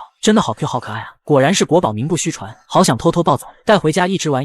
小可爱，你喜欢什么颜色的麻袋啊？夏唐毫不掩饰地表达对他的喜欢，花枝却被他强烈的爱意和绝世的美貌冲击到了，纯情的他完全没法抵抗夏唐，也完全生不起气了。他心里暗想，他真的很喜欢我，喜欢到想把我带回家了吗？花枝一激动，忽然变成了人形，四目相对下，小雌性却像是被吓着了，尖叫着一把推开他，你怎么会是人？不对，怎么会是熊猫兽人，而不是普通的大熊猫呢？虽然夏唐早知道这里所有人都是兽形幻化而来，但从没见过光天化日下以兽形示人的。想想自己刚才那社死的表现，他都要羞愧的想跳崖了。对不起，我真的不知道你是人，我以为只是普通熊猫我才。你想打想骂，甚至报警抓我都行。花枝被他的一番话惊住，他怎么会分不清兽人和普通的野兽呢？夏唐根本没想到这认知有多离谱，就像地球上看到个人，不知道是男是女一样荒唐。花枝羞涩的摆手，夏唐低着头没看到，以为他不想原谅自己，算了，我还是自首去吧。花枝想拉着他却又不敢，急得竟打起了手语，你别去，我已经原谅你了。夏唐看愣了，原来他刚才不知道该如何解释，不是他不想，而是不能开口。他是个哑巴，一股浓浓怜悯从心底升起。幸亏他以前去特殊学校当过志愿者，懂点手语。真的吗？你原谅我了吗？他开心地看着他，还回了一个手语，谢谢你，你人真好。花枝眼睛一亮，他竟然会手语。对了，还不知道你叫什么名字呢？花枝拿起旁边一根干枯的竹枝，慢慢在地上写下2个字。花枝竟然和地球上他最喜欢的那只大熊猫撞名了。我叫你芝芝可以吗？花枝害羞的微微偏头，好像随他怎么叫都行。芝芝，你是宫里什么人啊？花枝咬唇犹豫，看起来有些难以启齿。夏唐见此已经明白了什么，自他进宫以来只见过公主和驸马们，但对方如此纯情，年龄看着也很小，显然不像戴安娜会喜欢的类型，其余就是侍卫和奴仆了。芝芝还是个小哑巴，性格又这么软，在这冷冰冰的皇宫中，估计遭了不少欺负和霸凌。为了不让他难受，夏唐赶紧转移话题，你知道我为什么进宫吗？花枝摇摇头，他忽然声音有些颤抖，抬起袖子擦拭眼泪，我一不小心惹怒了长公主，结果被她拖进皇宫里凌虐，日打月打，一天打3遍，我太可怜了，她怎么能这么对仙子呢？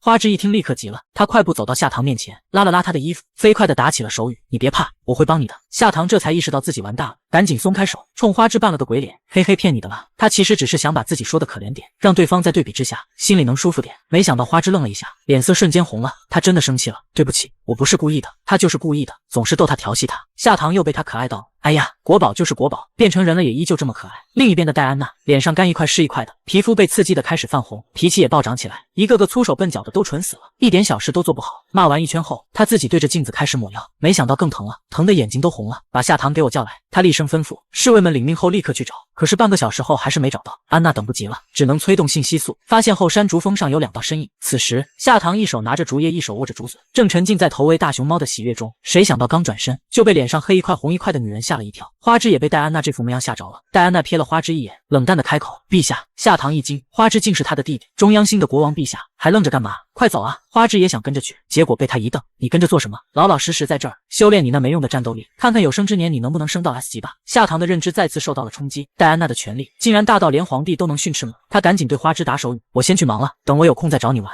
花枝这才攥紧手，点了点头。公主，你刚刚对陛下的态度怎么这么恶劣？戴安娜好笑，对一个战斗力勉强达到1级的雄性，我这态度已经算客气了，要不是他是新王，我连看都懒得看一眼。想想我几个高居楚位的王兄，哪个不是人中龙凤，都是极品的 S 级雄性，那为什么偏偏选花枝当新王呢？因为他品种稀罕啊。夏唐点点头，也是，要是在几位皇族王子里搞个投票竞选，他肯定也会选大熊猫的。戴安娜见他一副信以为真的样子，不由得出了震天的笑声。你不会真信了吧？我告诉你，之所以让他当新王，就是因为他是个哑巴，再加上战斗力低，只能乖乖的做个傀儡，看来还是个小可怜。不过夏唐觉得有些奇怪，通过他的观察发现，这个星球上雄性的战斗力等级跟本体实力关系很大，比如德莱和佐恩都能坐稳食物链顶端，路易斯更是智商爆棚，所以是 S 级雄性。大熊猫可是上古神兽蚩尤的坐骑，还有个威风凛凛的名字叫石铁兽，而且同样是安妮王后的孩子，别人轻轻松松都是 S 级，为什么他苦苦修炼也就只是 A 级呢？戴安娜见他好奇的模样有些好笑，现在中央星真正掌权的是我的母后，在我的兄长恢复之前，他绝对不会允许任何人霸占。戴安娜说到这儿不由顿住，自己和他说这些干什么？别问了，知道的越多死的越快，赶紧给我敷面膜。